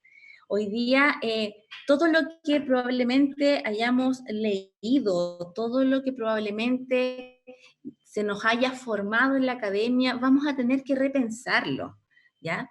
Esto nos hace reflexionar si estamos realmente subestimando a nuestros stakeholders, porque de alguna manera el accionar tanto en la esfera pública, donde en algún momento me tocó estar un poco más cerca del estallido social, en algún momento el gobierno pensó de que esto iba a irse apaciguando en la medida que fueran pasando los días, y no fue así. Y desde las empresas creyeron que conocían sus comunidades, que entraban en diálogo con ellos y pensaban que los tenían medianamente controlados, y no fue así. La pregunta es, bueno, tal vez hemos subestimado a nuestra ciudadanía o hemos subestimado a nuestros públicos. Y el problema recae en lo esencial, en lo básico, que es la persona. La persona. Porque la persona hoy día se convierte en un actor social y en un agente de cambio. El cambio no va a venir de las instituciones, el cambio va a venir desde las personas, desde nosotros. Nosotros vamos a ser los agentes del cambio. Y ahí es donde debemos poner el foco de atención, ¿ya? Si ustedes se dan cuenta, el foco hoy día está concentrado en la persona, está concentrado en el objeto de estudio de las relaciones públicas. Si miramos un poquitito hacia atrás, hablamos sobre este cambio de paradigma, ¿ya? Miren, yo he visitado algunas universidades y es increíble ver cómo la carrera de Relaciones Públicas, en este afán de querer estar presente de una manera multidisciplinaria en el mercado, fue perdiendo su esencia. Fernando hablaba de la identidad, y yo creo que la carrera ha ido perdiendo su identidad.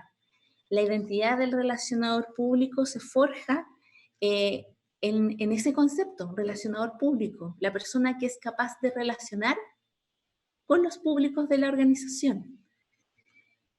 Por lo tanto, este es el desafío, enfrentar un nuevo escenario, el de autoaprendizaje, la capacidad de desaprender lo aprendido, ¿ya? El crear un nuevo conocimiento a través de procesos de metacognición para poder construir un vínculo social.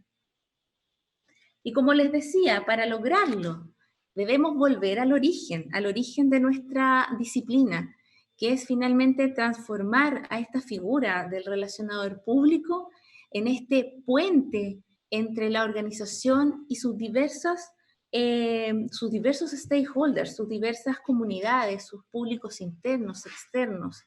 Ese es el gran desafío que hoy día tiene la disciplina. Y la responsabilidad social representa una tremenda oportunidad para ello, para hacerlo de manera eficiente y efectiva. Volver al origen, esa es la invitación que yo les quiero hacer. Nosotros nacimos como disciplina para ser las personas que dentro de la organización iban a ser los que iban a romper el hielo, de alguna manera. Eso es algo que en Queensland me lo enseñaron. La persona que rompe el hielo es una persona clave dentro de la organización. Si uno lo lleva al campo personal, siempre el iniciar un proceso de diálogo con una persona o con un grupo de personas es sumamente difícil, ¿ya? Es fácil cuando este grupo de personas se sienta amablemente a conversar contigo, pero no es tan fácil cuando ese grupo de personas no quiere conversar contigo y tú debes generar ese punto de encuentro en que debes iniciar este proceso de diálogo, este proceso de relacionamiento para poder generar un lazo que no existe entre la organización y este grupo de personas, ¿ya? Sean internas o externas. Por lo tanto, hoy día más que nunca, los procesos de diálogo, la construcción de un vínculo entre empresa y sus stakeholders se hace muchísimo más necesario.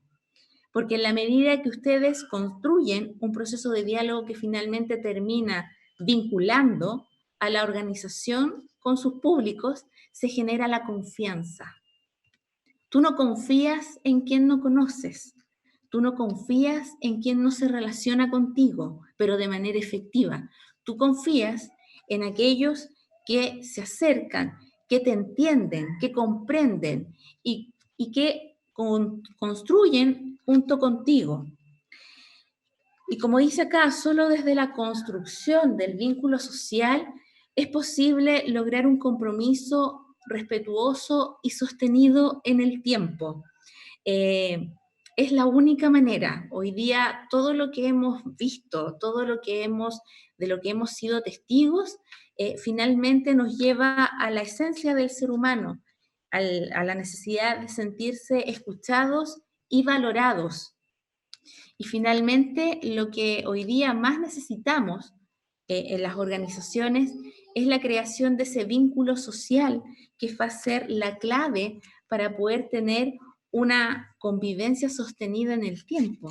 Porque de esto se trata. Si finalmente, cuando ustedes ingresen al mundo laboral, quienes no lo han hecho, lo que pretenden las organizaciones es tratar de permanecer el mayor tiempo posible dentro de la organización, en el tiempo, mantenerse en el tiempo.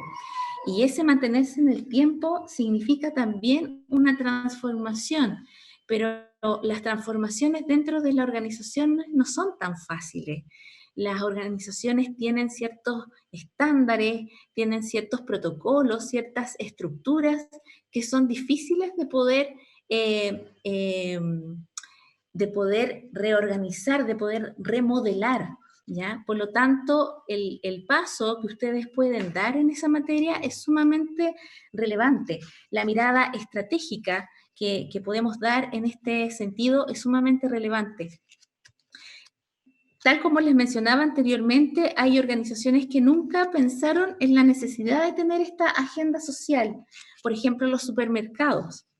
Y se dieron cuenta después del estallido social que no bastaba con regalar la cena navideña en la comunidad donde se insertaba este supermercado, o no bastaba con a lo mejor arreglar una escuelita, sino que había que sentarse a generar un vínculo cercano con esa comunidad. Y de pronto esa comunidad se transformara en un agente que agregara valor a esa organización.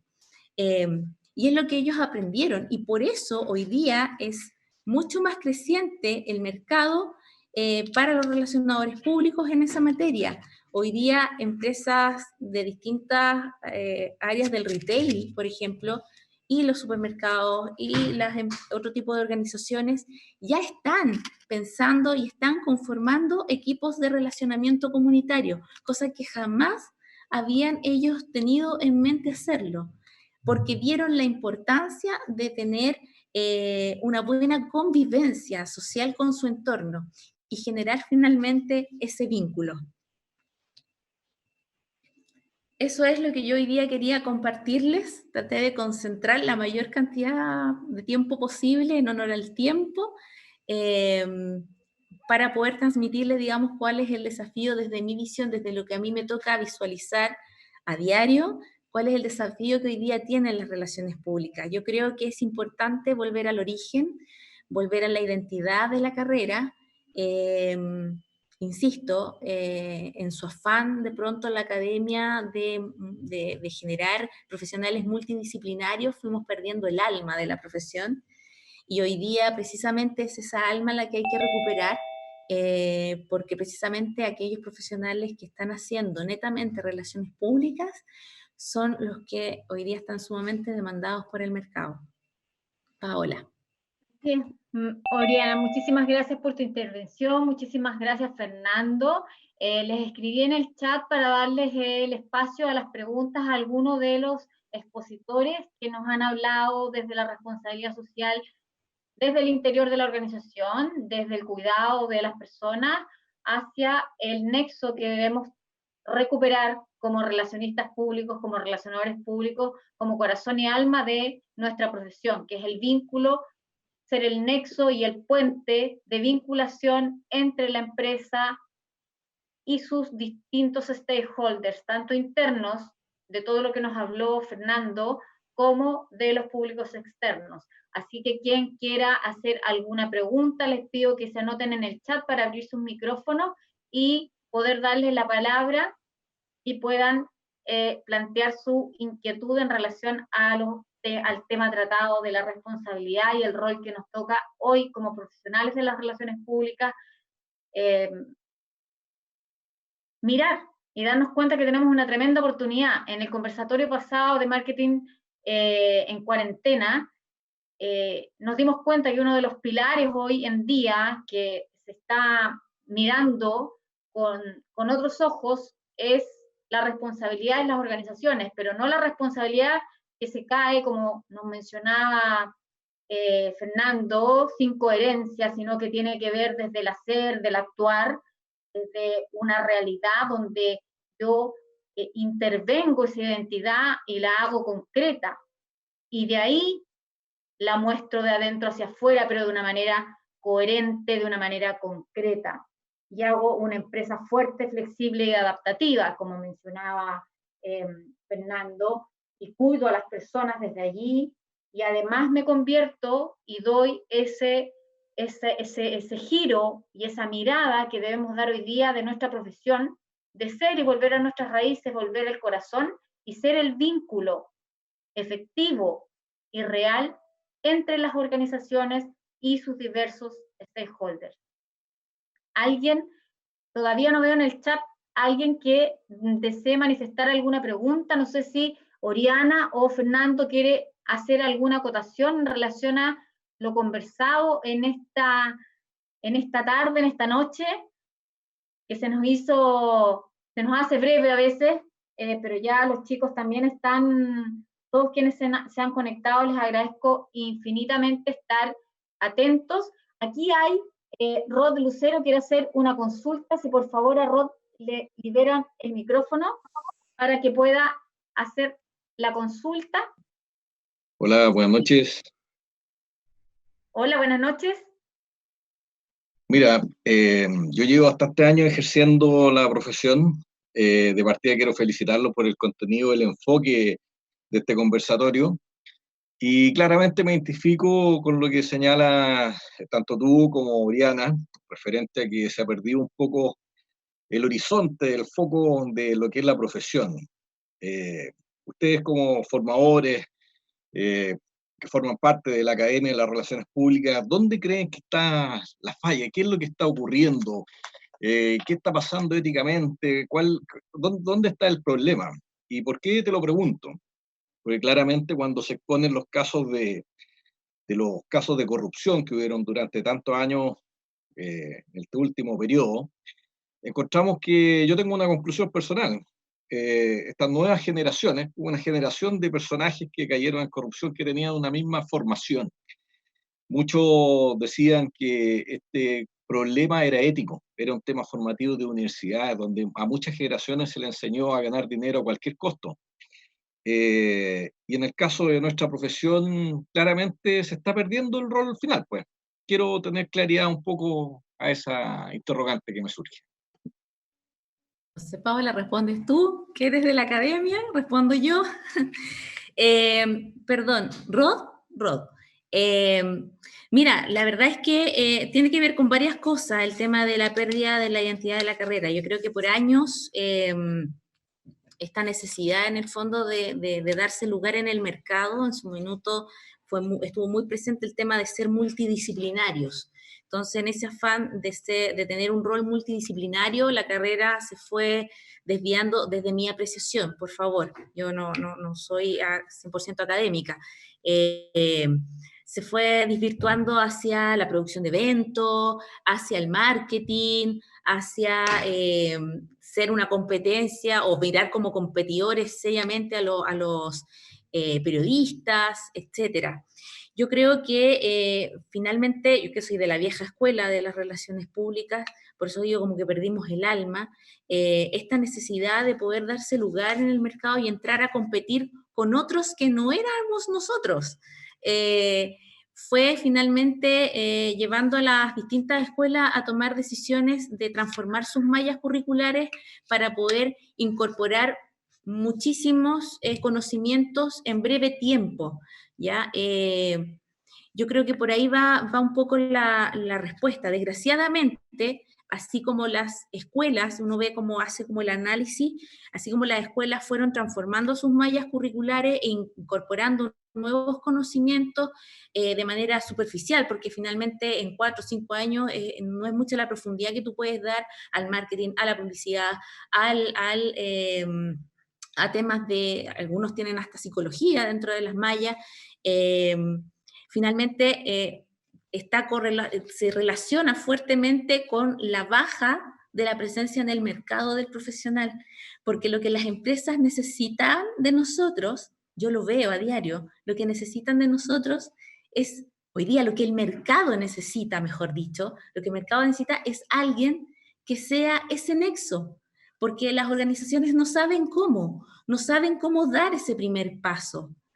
En diálogo, a mí que me gusta mucho el tema del diálogo, el diálogo es sumamente complejo, es tan simple de explicar, es tan simple de atender y es tan difícil de ejecutar, ¿ya? Esa persona hoy día no está presente en las organizaciones. Cuando a mí me ha tocado ver perfiles de personas que van a optar a distintas empresas para poder hacer el trabajo de relacionamiento comunitario, por ejemplo, llegan currículums de ingenieros comerciales, sociólogos, antropólogos, periodistas, no llegan relacionadores públicos. Es impresionante la baja de interés de los relacionadores públicos por hacer relaciones públicas. Y tiene que ver mucho con este imaginario que se creó en su momento, en que nuestro rol era otro dentro de la organización. Nosotros no estamos para resolver problemas desde la comunicación, no. Nosotros estamos para hacer relacionamiento, para relacionar a la empresa con los públicos con los cuales les es difícil relacionarse. Y eso ha sido siempre así. Yo creo que, por lo menos desde la experiencia de campo, es la respuesta que yo tengo para darte. No sé si te satisface, Rod, pero es la realidad que a mí me ha tocado ver. Gracias, Oriana. En razón del tiempo, no voy a dar ahora mi opinión porque quiero darle el tiempo a dos personas que me están pidiendo la palabra. Por ejemplo, acá Pamela dejó su pregunta por escrito para Fernando. Dice, ¿qué consejo nos puede dar respecto a cómo se debe asesorar a los organismos públicos, ya que concentran su mayor estrategia para fines de la comunidad externa y muchas veces olvidan el cómo apoyar a sus colaboradores internos?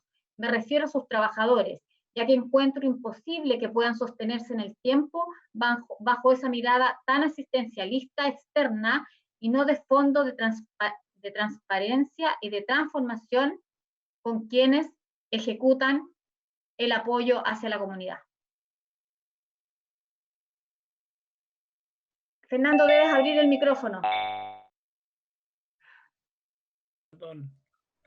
Bueno, a ver, les cuento que hace años me tocó hacer un estudio sobre los DIRCOM en el mundo público. Y bueno, primero me di cuenta que la comunicación no es tema en el mundo público. Y el tema organizacional del cuidado de las personas tampoco lo es. ¿Por qué? Y eso lo conecto con la gestión pública, con el mundo político. Me ha tocado trabajar en los dos lados. Y el mundo político tiene un tiempo, tiene una temporalidad que por lo general es así, es cíclica. Después se va el personaje, después llega otro. Entonces no se acumula cultura. El mundo público es lo mismo. Hay un viceministro y después contrata un equipo, se va, vuelan todo y parte otro. Entonces yo creo que el mundo público, el sector público en general, no tiene una mirada integral sobre lo que es el cuidado de las personas. No tiene una modernización del Estado que va más allá de llevar o no llevar computadores, sino que es cambiar la matriz cultural de cómo nos relacionamos y cómo construimos culturas organizacionales.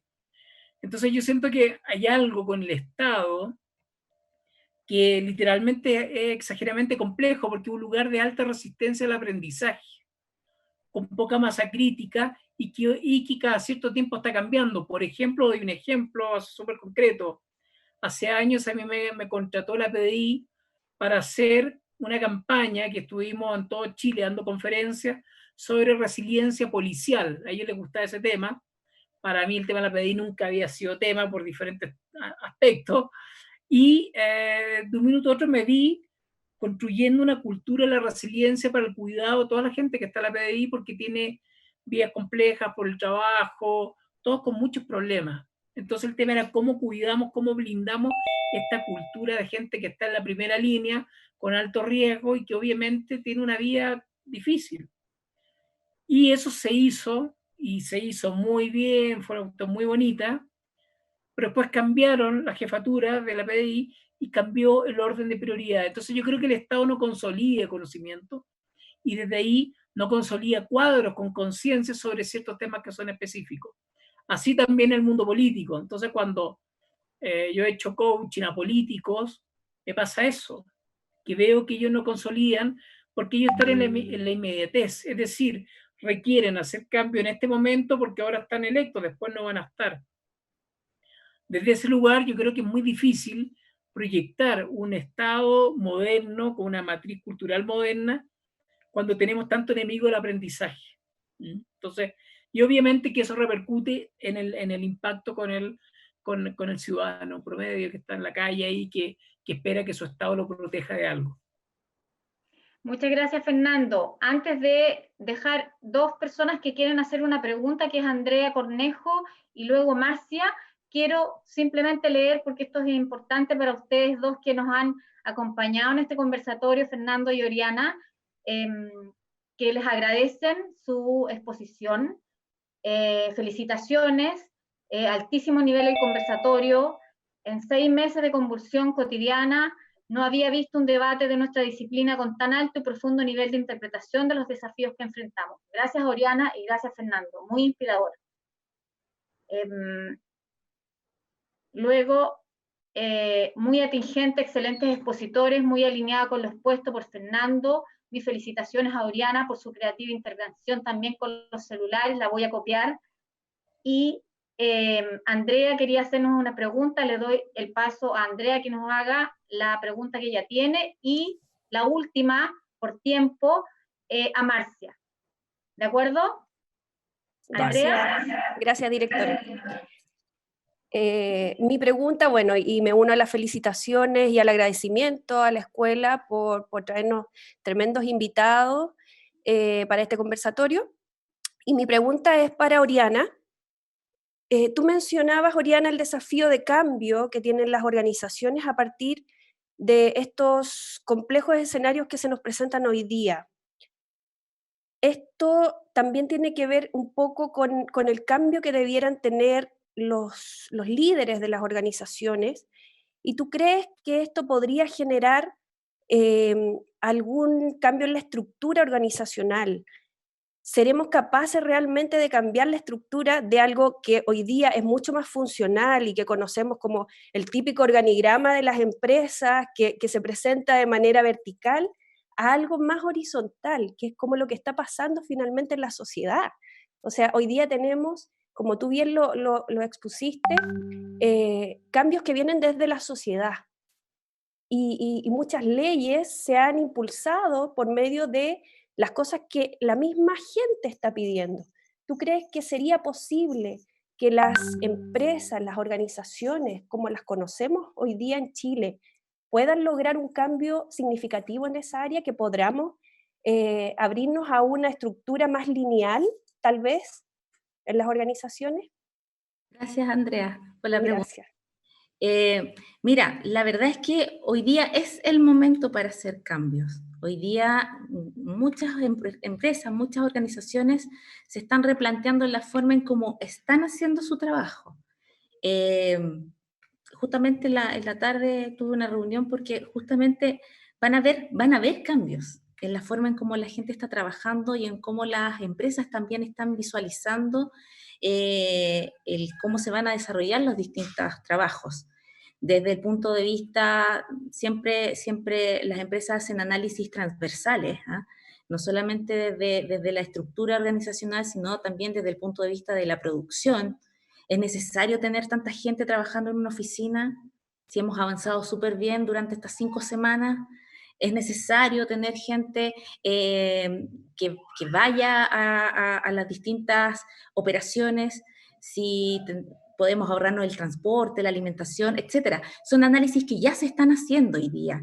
Y también parte de lo que ya se venía haciendo desde el estallido social es precisamente esta forma de cómo somos capaces de no solamente relacionarnos con otros, sino cómo podemos anticipar y ser más proactivos frente a escenarios críticos, porque la crisis hoy día no avanza en los tiempos que avanzaba hace 10 o hace 15 o hace 20 años atrás.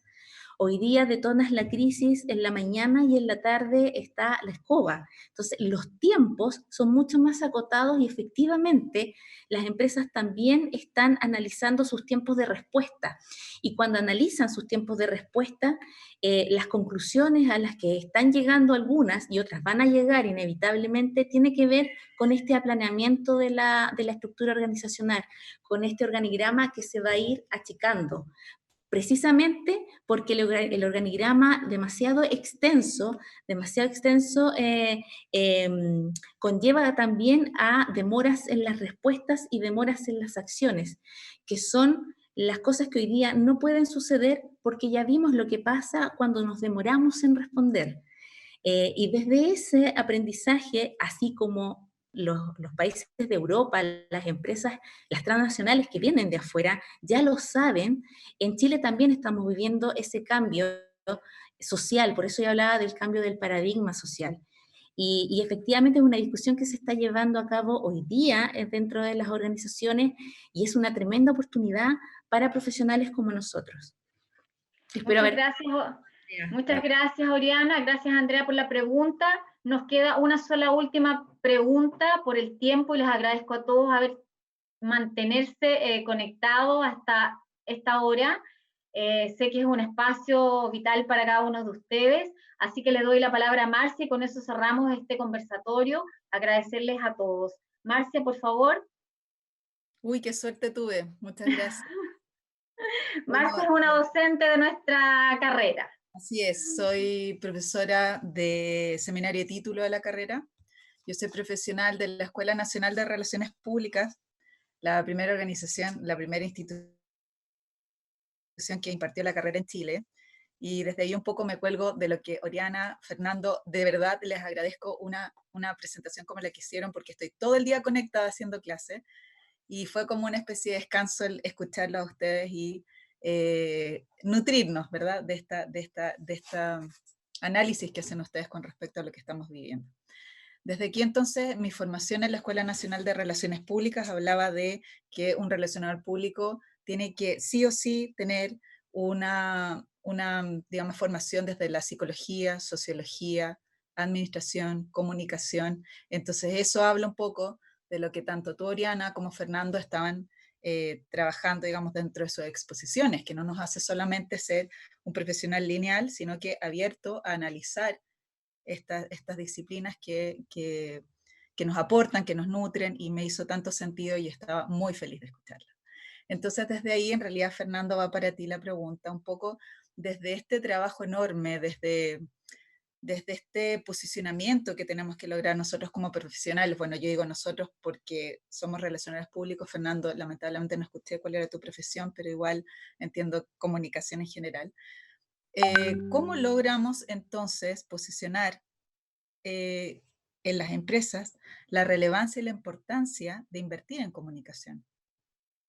¿Cierto? Porque es un tema. O sea, lo primero que uno de repente ahorra es adiós la comunicación. ¿Cómo hacemos para validarle, para que se vea que esto finalmente se traduce en algo positivo y que es una inversión a la larga? Gracias y los aplaudo a ambos. Gracias, Paola, por tu invitación.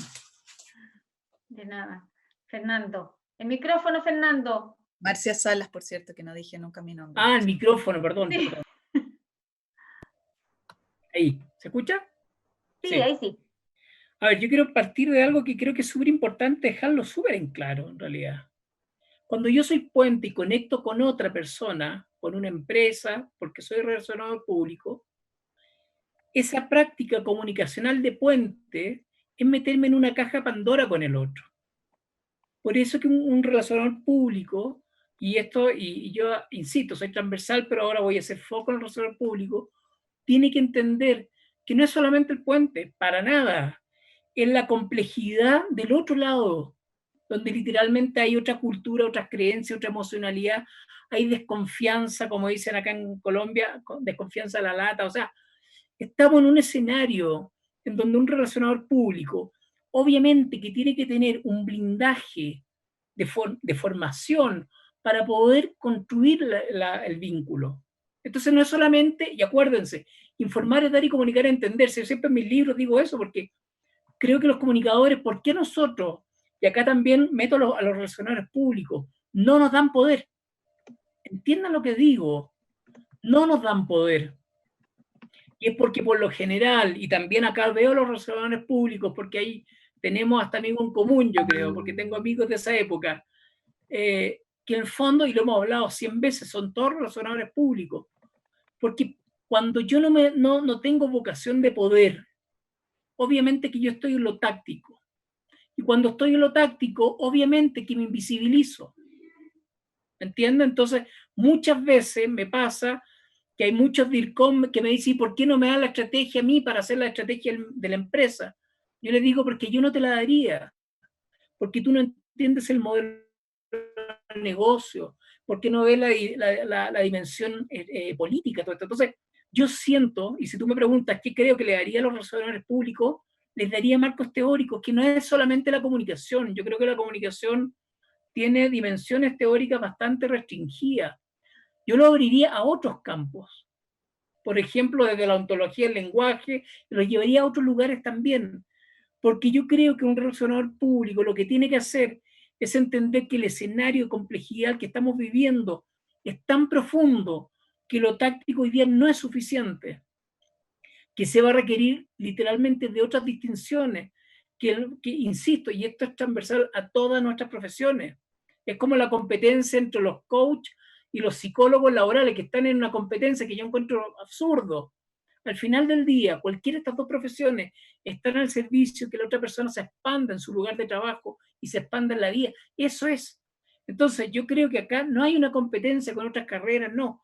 Lo que sí hay y que hay que preguntarse es, ¿qué vocación de poder tengo yo para colocar mi carrera al servicio de transformaciones grandes, no de cosas tácticas? Porque ese es el problema, y lo sé porque soy comunicador.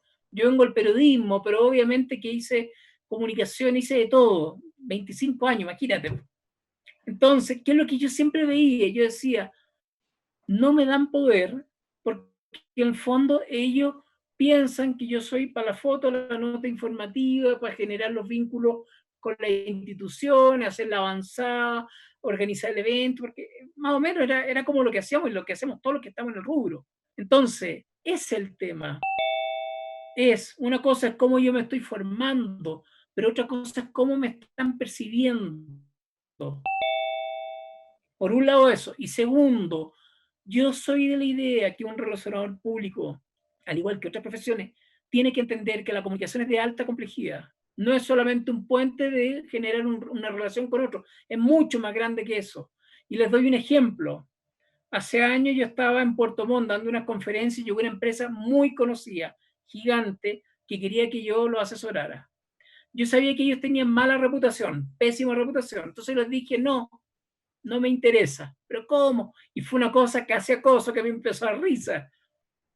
Y al final, el tema era, extremo sur de Chile, había un pueblo donde pasaba un río. Y el río, según ellos, estaba pero con agua pero prístina, así, pero impecable, y no entendían por qué la gente no quería el río. Entonces estaban en esa cosa laxa y querían solamente un táctico para que apretara ciertas teclitas y ayudara un poco en la crisis que tenían. Y acá conectamos con la ética. Cuando el tipo me dice eso, yo en realidad tenía mala onda con la empresa. Y le dije, oye, es que a mí no les creo en esto, porque imagínense, esto es credibilidad. Entonces, en un minuto, ojo, con él tuve como 2 o 3 reuniones, fue una cosa increíble. Y en un minuto el tipo me dice, mira, te lo juro que esto acá no hay nada escondido, nosotros nos portamos bien, somos una empresa responsable y todo el cuento que se vende. Entonces yo le dije, hagamos una cosa, tomemos la avioneta, porque había que tomar una avioneta e ir literalmente a otro planeta casi. Tomemos la avioneta, pero vamos con tu familia. Llegamos al río y nos metemos todos y tomamos agua. Pero ojo, de ese río toma agua tu esposa y tu hijo. Y yo también, no tengo problema. Y después vemos qué pasa. El tipo se empezó a reír. Y obviamente que dijo, no, bueno, en realidad no, yo quiero decir, disculpa, se malentendió, en realidad el río tiene un problema. Entonces, ¿para dónde voy? Yo creo que la gente que está en nuestro tipo de trabajo, relacionadores públicos, que están haciéndose cargo de las relaciones con estos públicos que son estratégicos y todo ese cuento, no es suficiente con solamente articular nuestro trabajo o la comunidad, no, es también estar a la altura ética para que las empresas entiendan que no somos solamente un fusible, que somos algo operativo y que va a hacer lo que ellos requieren que hagan. Entonces yo insisto, y por eso que soy tan intenso en este cuento, las profesiones como las nuestras tienen que estar a la altura ética y también teórica para literalmente resolver los problemas que están requiriendo el mundo del trabajo. En este caso, yo el tipo cuando se empezó a reír, obviamente que me empezó a enojar ya la situación, y al final yo le dije, mira, obviamente que no me interesa, solo me interesaría hacer algo con ustedes si es que ustedes cambian el cuento. Y ya no ir a armar un show para que la gente esté feliz y literalmente, nada, pues usted le regalen una tele al centro madre, olvídense, eso no. Vamos a limpiar el río y la plata que ustedes iban a gastar en todo el show, la van a gastar en implementos para limpiar ese río. Y esto va a ser con agenda abierta, donde la gente del pueblo va a entender cómo está el río y todo eso, y ustedes van a hacer compromisos y los van a sostener. Bueno, conclusión, se hizo todo con este plan B, salió todo muy bien, y les puedo decir que esa empresa generó, o sea, encontró y me dio un respeto pocas veces visto, porque en el fondo se dieron cuenta que nuestra profesión, insisto, yo entiendo, relacionadores públicos, perfecto, tiene que estar a la altura a nivel ético y a nivel técnico, o si no es humo. Y por eso que muchas veces no nos valían, no nos respetan, no nos dan poder, no nos dan la estrategia. ¿Por qué? Porque no entendemos ni el modelo de negocio ni nada, solamente estamos en lo operativo. Y yo creo que ese es un punto, un talón de Aquiles que hay que solucionar. Y esa es mi invitación también, a salirnos de la caja y entender que vamos a ser los profesionales que queramos ser, pero obviamente con nuevas preguntas, con nuevas soluciones, y yo diría con una ética por sobre el promedio. Bien, muchas gracias Fernando, muchas gracias Oriana, en razón del tiempo, y les agradezco a todos que se han mantenido conectados hasta esta hora. Nos pasamos bastante más de lo que esperábamos, pero solo agradecer a todos y cada uno de ustedes por este espacio de conversación abierta, sincera. Gracias infinitas, Fernando, allá desde Colombia, allá un poquito más temprano que acá, pero acá ya van a ser las 10 de la noche. Oriana, gracias por tu tiempo. Sé que tienes un pequeñito ahí al lado tuyo que seguramente te está esperando para irse a dormir. Gracias, director, por acompañarnos también en este conversatorio. A todos y cada uno de ustedes por estar con nosotros, por acompañarnos. Sé que algunos se tuvieron que retirar por un tema de tiempo, pero hemos mantenido la audiencia cautiva, todos muy agradecidos de sus ponencias. Les vuelvo a reiterar, de verdad, sinceramente, mi agradecimiento por participar en este conversatorio, por desde el primer día que los llamé haberme dicho que sí, y colaboraban. Todos los estudiantes les dan las gracias a través del chat. Por tiempo no puedo seguir nombrando las felicitaciones. No sé si el director quiere cerrar con alguna palabra, pero yo solamente les digo gracias a cada uno de ustedes. Buenas noches, descansen, cuídense todos y cuiden a sus familias. Buenas noches y muchas gracias. Fue un gusto, muchas gracias.